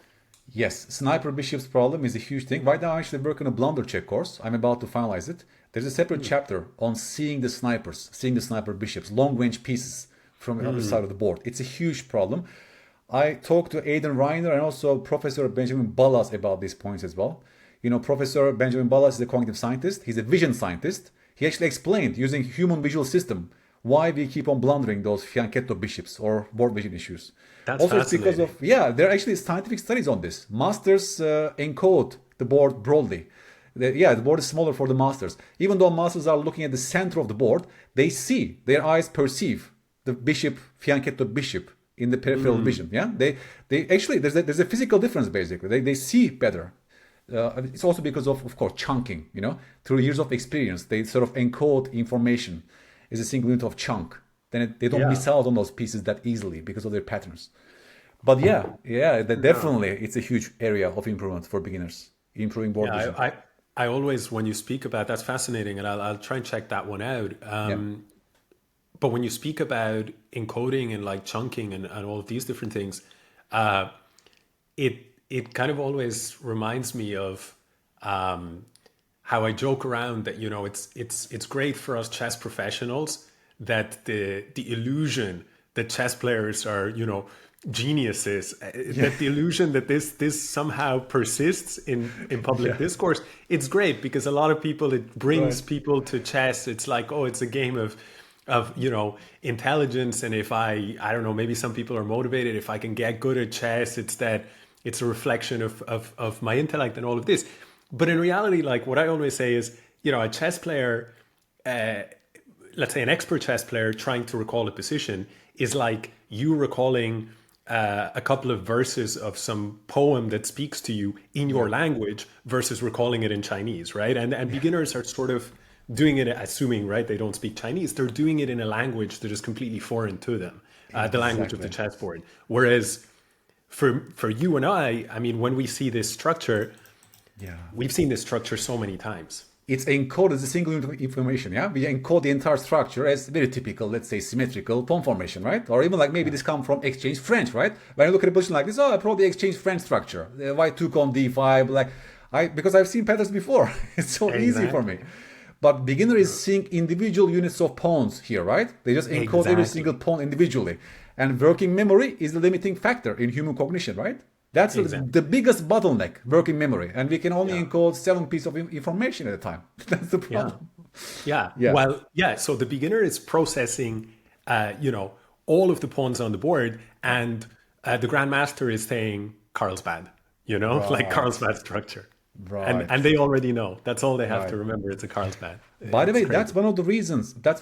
Now I'm actually creating my own positions. I'm cleaning the positions for best learning outcomes, so beginners don't get distracted by random noise in the position, right? So that's what I did with my Blunder check course, for example. I see some real world examples that inspires me, but if I use the position as such, then there are so many irrelevant details that doesn't speak to the Blunder check process. So what I do is that I clean the position. Sometimes I remove some pieces. Sometimes I add more. I want to make them focus on the right thing in the position right now. Because I know that they can get easily overwhelmed by random details. That doesn't contribute to learning. That doesn't contribute to what I want to test them for that position, right? So I came to this realization as a coach as well, moving forward, that I think there's real benefit to this as well, to create your own puzzles. Yeah, I agree completely. And funnily enough, that's part of the reason why I selected the Blitz games, because in my head, I did clean a few every once in a while. It was just a variation of a Blitz game. But I thought, good luck to people who are going to catch what I've done here, because nobody's going to be familiar with some Blitz game played in 2022, right? Even if I slightly tweaked something. But if it's a classic, then it's a bit different. Of course, I always respected the players by acknowledging that there was a tweak. I'm kind of saying this in jest, but I felt I could take a little bit more liberty. So I actually really like that technique that you're applying. I think the chess world, I think overall it's a good practice to do. I'm not saying everyone has to do it, but I think it's a great practice. And especially for beginners, I think it's particularly valuable because, as you say, otherwise you're getting overwhelmed. Even the step method, if you look at the big, step method books, lots of positions were actually human-made, man-made, simplified, basically, for best learning outcomes. That was one of the reasons I think they're so valuable as a tool for many students. Yeah, I agree. Keep on going. So you want one more position? I don't want to stop. Alex. This is beautiful. All right. So I figured we're going to take a look at a couple of different positions to close it out. But I've mentioned this idea of a power outpost, which is an outpost covered by 2 pawns, and also a pseudo outpost, which is if you occupy that square, it's technically not an outpost, but for your opponent to challenge it with a pawn is really problematic for them. Right. So in this particular example here, black actually goes for an attack on this pseudo outpost, which is not just a pseudo outpost, but a power. Like it can be both. Please stop the video, guys. Please stop the video and guess black's plan. Yes. So I should clarify that for now, there is still no power outpost, but it can be created. We'll first create it, yes. And it's not even a power outpost because it'll actually be like a power pseudo outpost. Now, it's the only example in the course where we fuse these two, so you won't have these head scratchers in the course. The examples are generally simpler than this, but I thought this was nice because it introduces both elements. Yeah, it shows how you combine what you introduced. Alex, what I'm seeing is that f5, knight c8, d6, e4 is a plan, right? You got it. That's a plan. Because our knight on b6 is buried by the pawn on b3. We have to improve it anyway. Correct. And obviously, also would be good to, let's say, open up our bishop a little bit with f5 and put more pressure. Yeah. Correct. So, multi-purpose f5, and then knight is going to e4. Yeah. Black, I mean, in the game tried knight c8 first, but you could play f5 first. I don't know which Yeah, move because order. white cannot stop f5. Yeah, Yes. knight a4. Yeah, And stop on knight c5. sorry, no, the game went, excuse me, the game went a4, Yeah. knight d6, queen d3, Then comes f5, I believe. and f5. Yeah. Yeah. And white actually was oblivious to this plan, Really? basically, because the last few moves, a4 and queen d3. Right. They did not really, let's say, take measures against this idea, right? Like they did nothing to Exactly. spend it, yeah, prevent it. Exactly. So what happened was rook went to d1, the knight went to e4, and suddenly black is just in excellent shape. White felt the knight is too strong, so took it. Wow. Okay. Now f takes e4 and rook f6. The pawn is about to fall. Yes. And this is another concept that I think this example shows what I call the chaining effect, right? Which is an initial problem in the position. In this case, first of all, the access to the e4 square for the knight, and then this consequent weakness of this pawn on e6, which now cannot be supported by the pieces. It leads to new problems, right? White finds a way to save the pawn, but at the expense of a fractured kingside structure. Right. Now the queen comes in, the rook comes over. White has to get all tangled up just to avoid the loss of material, and now the king sooner or later is probably going to get hunted, right? I sort of leave it around there. It already looks lost for white, actually. Yeah. Yeah, it is. It is lost. But what's interesting is, let's say that white had decided, okay, let me just deal with the presence of the knight by now going something like f3. Yeah. Again, if you want, you can test yourself here. Let's start the video, guys, again, and ask ourselves, like, how do we punish the move f3? Like, let's look at the weaknesses that is created by the move. Again, just like in the last example, g3 and e3 has become weakened in the position. Yeah. Is there a way for us to exploit those two targets? That's my key question right now. Of course, a knight can go directly to g3 in this position. I guess the question is, do I want my knight to stay on g3, or maybe I can even later, right, reroute it to e3 by playing f4 potentially. Am I on the right track, Alex? Well, knight the g3, thing f4. is, right, Yeah. this is a perfect example of the type of position where I think both of us agree we avoid constructing Knight positions trade. like this. There are too many solutions.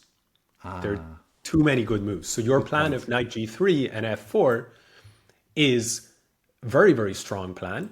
And it's, let's say, the purely positional solution, right? It's like, okay, f3, what was the positional problem? Now all your pawns are on light squares. Now you give me g3 and e3. You even set me up for the possibility of those becoming an outpost. I'm going to take all of that. And you're basically, I mean, objectively speaking, white is lost here. So the solution is, if any of your viewers also went in this direction, it's absolutely correct. Right. But there's also concrete tactical problems too. If you want to go for the pure tactical solution here. I see. Well, I'm a positional player myself. I avoid this tactical chaos. I want to win like quietly and slowly, right? Right there, I actually show you my style, you know? I was looking at those long-term positional stuff rather than just concrete tactics. But probably there's some tactical solution as well. The diagonal has been weakened. You know, once they play f3, this diagonal towards the king has been weakened. That's what I observe right now. Which might allow... I wonder what kind of ideas. I mean, of course, queen b6 is one idea. There's also takes and then play c5, but then you can take back with the queen, right? I want to maybe exploit directly. I will take your knight and then play c5 because that pawn is pinned, right? These are the things I'm looking at so far. Yeah, but you're on the right track. Yeah.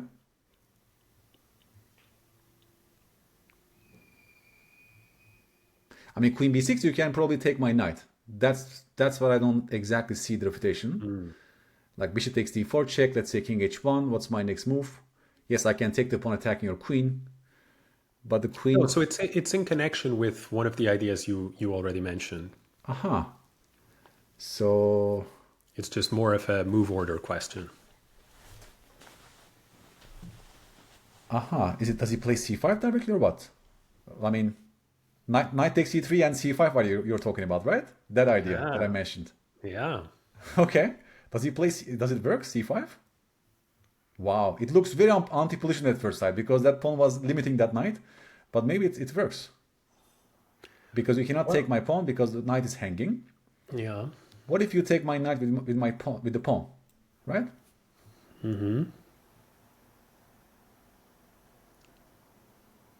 What do you think? You see, why do we complicate matters like that? That's what I'm thinking, you know. Like we were just winning like so easily, simply in 25 moves grind, you know. Like why do we even choose to go to this line? It's like pure chaos, you know. Like why do we do this to ourselves? You know, that's my first feeling. Well, okay. you know, I can say that we're in your domain now, right? Which is the domain of calculation as well. I know, but you know, you see, like in my heart, I'm a positional player. I want to win like Karpov, like 25 moves. Well, f takes e4. F takes e4 comes to mind. F takes e4 is the more desirable positionally, but here d takes e4 is looking even d very strong because the queen comes in. But after queen d2, what's the solution? Let's say queen d2. You take with the queen. And the knight is hanging. Yeah, that comes with check. I see. And queen e3 fails because of bishop takes d4. I see. Yeah. Very concrete. Very, very concrete. But so yeah, so there's multiple ways. But you know what? I should have kept my mouth shut and basically said knight g3 and f4 because this is absolutely the position. That was your point, right? That we punished them for f3 move. Yeah. Exactly. But chess is messy, right? Chess is messy and oftentimes, and it does tie in with this point that you say about clean examples, because if you give this example to a student, it's confusing more so than educational. So I would tweak this position, by the way. I would modify the position so there is no c5 winning tactic at that moment, you know? That would make it much more clean to my mind because you cannot get distracted by other random solutions. That doesn't contribute to what I want to teach you. I want to teach you this, knight g3 or 4. That's what I want to teach you. Yeah. Exactly. No, 100%. So, but anyway, that I thought was a nice example. Very nice. And if you go to this example, it's a very similar situation, but this time we're actually looking at it from the perspective of so far the position is not there, but we'll see it in a second. But right now, what makes this example, I think, particularly appealing is that it's a classical structure, right? Like we have an e4, e5 position with a Ruy Lopez exchange, right? Bishop takes d6, pawn takes. So this is the kind of bread and butter for many players. But notice what happens. Once d3 happens, where is the pseudo outpost on the king side? f5. F5, right? Yes. It's not an outpost, but the reality is that G6 is always going to come with a price. Yeah. It's going to come with a price. And so, believe it or not, how do players usually play in these situations? Sometimes they go like these kind of maneuvers, right? Right. Because they want to use their knight to patch up the squares. And the other thing that they might do is they might actually step the bishop here and offer the trade. Because they anticipate structurally, I need to put my pawn on g6. That's right. To cover the pseudo outpost. Yeah. And so I'm going to, use the rest of my pieces harmoniously. Yeah. So interesting. Yeah. Black goes h6. Sorry, you if you wanted to say By something. the way, Joseph Dorfman calls these squares as outposts. I watched his series as well. He wrote this book, The Method in Chess, coach of Kasparov, Joseph Dorfman. Maybe you know him. He calls, actually, in his definition, f5 is an outpost. That's what he calls outposts. That's interesting. Okay. Like he defines outposts as those squares on the 5th or the 4th rank in the enemy camp, just like here, right? And that's the entire point. Once I put a knight on f5, pushing with g6 has huge consequences. So it's almost like de facto outpost. To his mind, it becomes that's how he defines an outpost in chess. I was like so shocked when I first heard this, but I mean, they can chase away my knight, right? How do you call this an outpost? And that's his entire point, that pushing the knight will be such a huge cost for the opponent that becomes a strategic planning for people, to place their knights like that on the 5th rank in the enemy camp. So just inducing a pawn move, basically, to exploit later targets. But just a little sidetrack for you. That's very interesting. No idea. That goes back to your initial idea, by the way. People use the same terms for different meanings in the chess world. So just to, like, yeah. Yeah, I think though that if any author were to go on Chessable and create I mean, if you're Kasparov's former coach, I think you have a license to do this. But if I go ahead and redefine what You don't get outposts are, accepted. No. no, Major no. revision you receive. Yeah, I don't think it even survives the beta test, right? No, The no, no. Chessable is undergone. You get hit by beta testers first. Yeah, absolutely. Yeah. So H6, does that make the pseudo outpost a bigger problem or a smaller I problem? think a bigger problem because now G6 is even more costly, right? Like, Yeah, no, yeah. now there is this problem. And so what happens is white goes knight d2, and what should black do here? So for instance, this is now the plan to maneuver to that square. And I think that maybe I have some line. I can't, no, I don't have it here, but normally it might be some plan. Okay, here maybe there's some queen f5 and e6 stuff, but Right. just to show like the rough outline, you would want something like this, right? Yes. And then players are, but already it's kind of messy, right? Already it's Yes. very messy configuration. Yeah.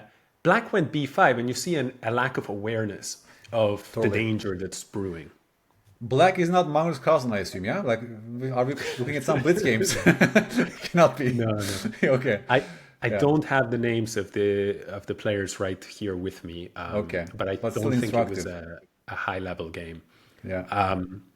So knight went here, black went queen d6. Again, a lack of positional awareness. The plan is to put the knight on f5. If you put your queen on d6, you're going to give me Comes with time. tempo. Yeah. Yeah. Knight comes to g3, rook d8, knight comes to f5, queen g3, and it's already game It's over. already game over, yeah? Looks Yeah. like that. Yeah.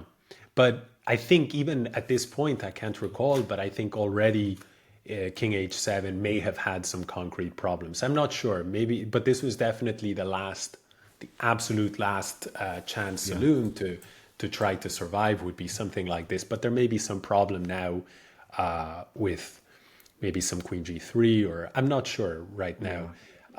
I could turn on the computer, but No, we don't can think still it's not play G6. That knight's amazing, and Yeah. so the outpost for sure on F5, which is almost like a real outpost because G6 is such a big consequence for Black's position. yeah. Yeah. And the very, very last topic, if because I'm conscious of my Of course. lack of control here. We can go like Lex Friedman, 5-hour podcasts from next time. Some of them have gone up to like 10 hours. Yeah, I mean, Yeah, exactly. some stuff it made me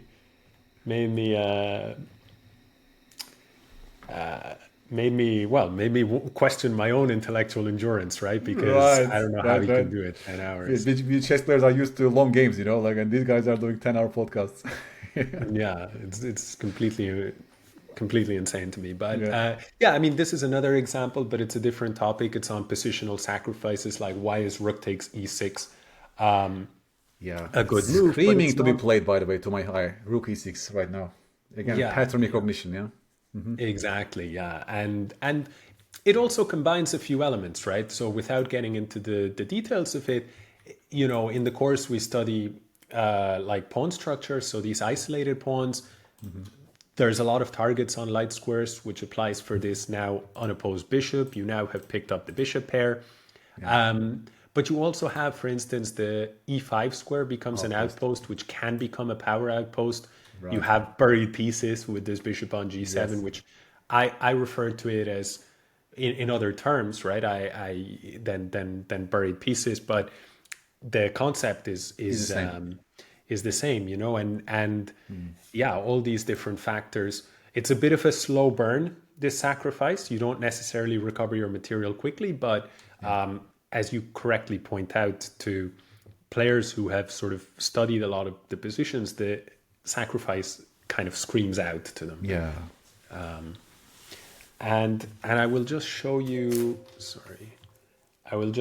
this other topic of schematic thinking. So in the final chapter of the course, I talk a little bit about the endgame. I think that that's a topic that needs to be done justice in its own separate So, yeah. manual. But I think it's useful to discuss schematic thinking and with reference to endgames in many cases. So how I think of it as a schema, it's almost like a picture in your mind of a specific position, right? And you want to see, can you take a position to there, right? And you can, it can be very, very helpful to think in these terms. And this is one example, right? Where white to play here, whether it's white to play or whether it's black to play, doesn't actually matter. But the position is basically winning for white. And the reason why is, I don't remember, is, yeah, it's black to play here. Let's say black sits. Okay, so we have this pawn. Black can give a check, but white will drop back and black would have to go back. The check is not bothersome. So what else can black do? I mean, if the pawn advances, it's just going to become easier for me to take it. In theory, black would have to try something like this, but sooner or later you get pushed back. I mean, if c5, I'm going to put the king here. If king c6, I can check. Rook h6 check, yeah. Yeah. So sooner or later you're going to get pushed back. Once you do, I'm going to go forward. Even if you say try and take the opposition, it's not going to change anything, right? Sooner or later you're going to get broken down, and even after this, the simplest will be something like this. Yeah. Because king goes to c7, etc. So sometimes if you have knowledge of something like this, right, and you know from your endgame study that this is a winning piece configuration, then you can try to work backwards from there. And this skill of sort of reverse engineering, I think, can be very useful. So I can show for sure this position as a part of the course. And there's two paths to victory here. But keeping in mind that we already know from our endgame study that schema is winning, do you see a path where you can go from what you have here to what we had in that first position? Yeah, it's interesting because there's also the pawn on a4, the pawns remain for the moment. You want to create that condition where you just described today. Yeah, so let's see whether we can reverse engineer ourselves with that from here to there. Well, keeping in mind that one of the key detail is that we have the rook ideally placed behind the pawn. So is there any forcing sequence that can force our rook to be behind the pawn? That's actually a very good point. Yes. Yes, that's a very good point, because h7 directly invites rook h4. That doesn't work.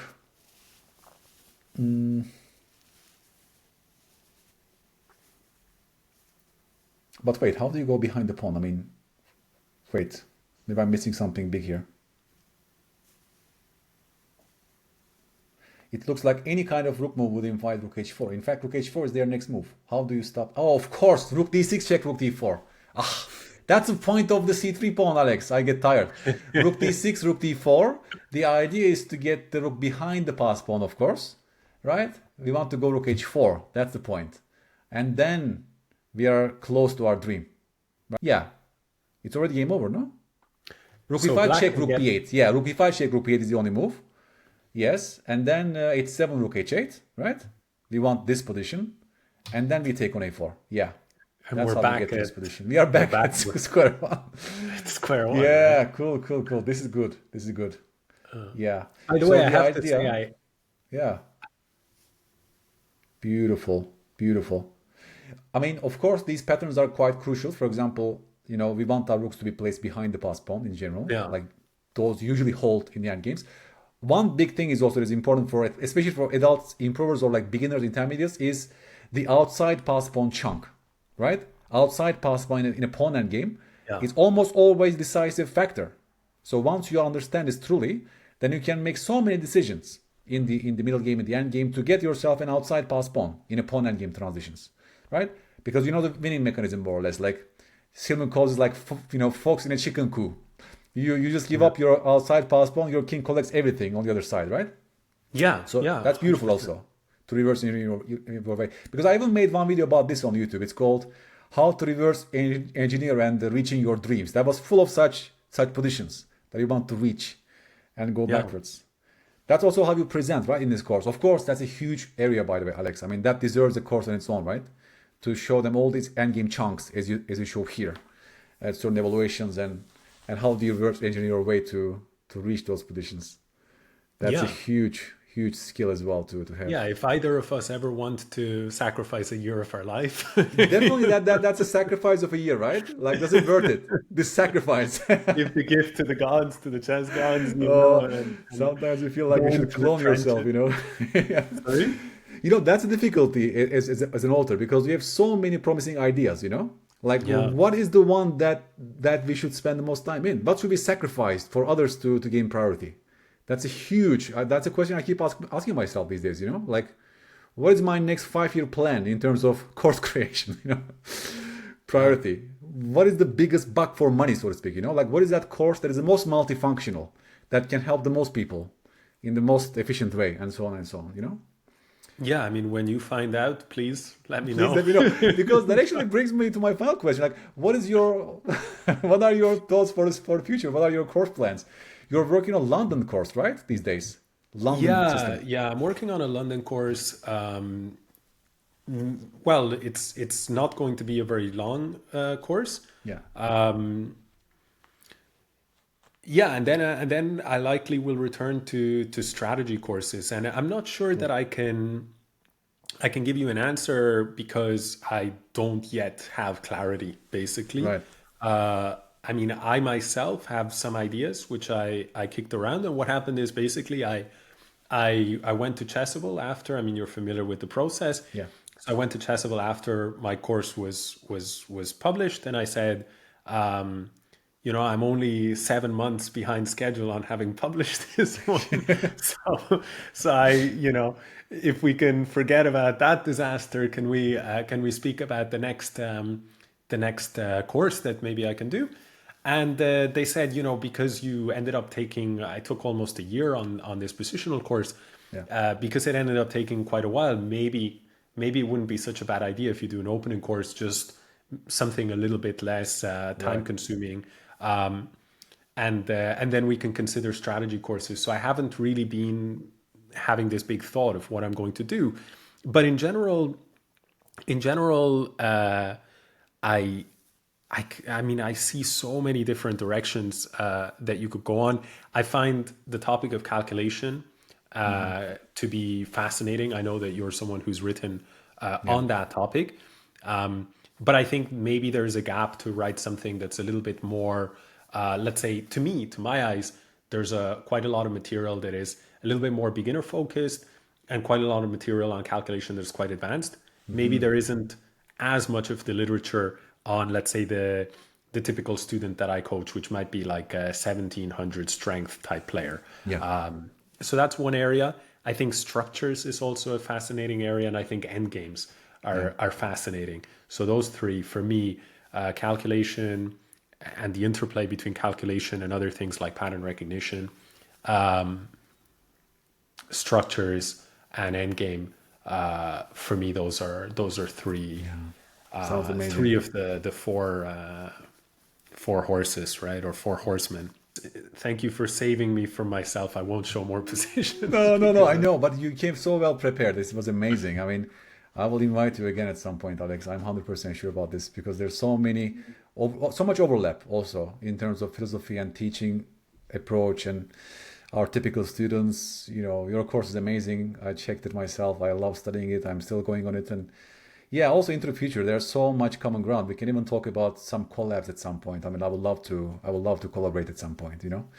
It yeah, looks like we I'm will do this for the rest of our lives. At least that's the plan for myself. So, you know, there will be time. There will be window of opportunity from my side to work with big authors, and authors that I like to work with, and amazing teachers like you.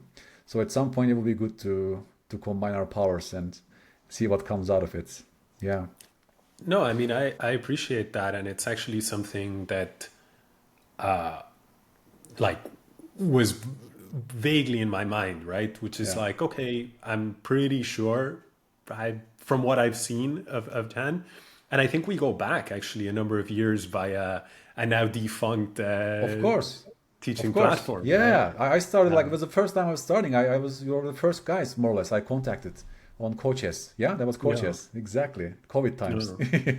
And Yeah. so I recall back then already thinking, okay, this guy, this guy is sort of seems to have a lot of clarity to the rough direction that he wants to go in, and a very kind of organized, a driven and passionate approach, combining like methodical stuff. I mean, you know, it's a very, very nice combination. So I'm really glad to see that Yeah.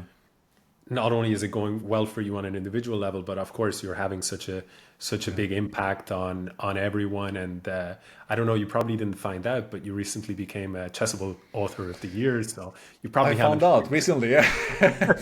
I'm waiting my little plaque. I will show it again. Like I will break out myself on the backside. So just one more plaque is coming.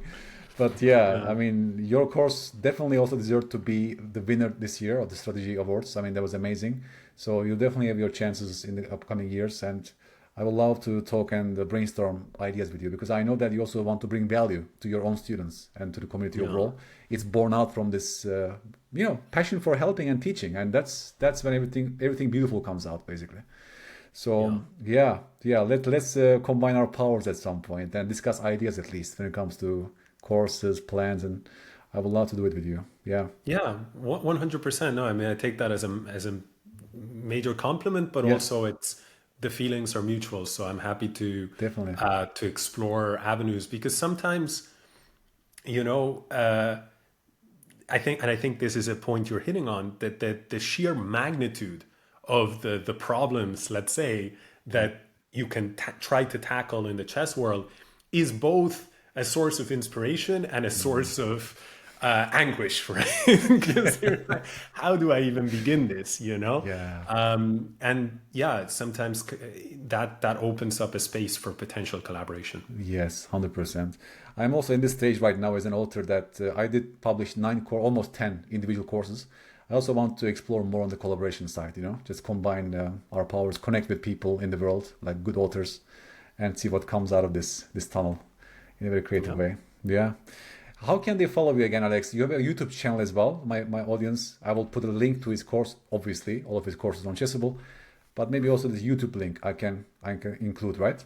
If you have some plans as well into the future. Yeah, we were speaking off air. You can certainly include my YouTube Yeah. channel. I think the last video that was published there was probably over maybe a year and a half ago or something Yeah. like this. But you were you were advising me something that I know is true, right? Which is that it's a good idea to reactivate it. So you can certainly drop the link, and That maybe can motivate you. Yeah. one day I can get a bit. Maybe that can be our first collaboration. You can help me Yeah. to organize Just my just life. uh, just invite me as well. I can be your guest to your channel, and we can reignite your channel like that. I would love to come and visit your channel as well and talk through the positions. There's so much to discuss. But yes, I'm very happy after 1.5 years that I started my channel, and you bring real value to the community. I'm sure people will follow you, people will find your content, and you will receive the right eyes for your content, and it will grow organically as it grows in my channel. So definitely recommend it, my friend, to go in that direction and share your passion and talent for the game as a teacher. Yes. Well, Chan, I very much appreciate that, and thank you. And it's been a pleasure. You know, I was a bit. I'll tell you one last very quick anecdote. I was a Yeah. bit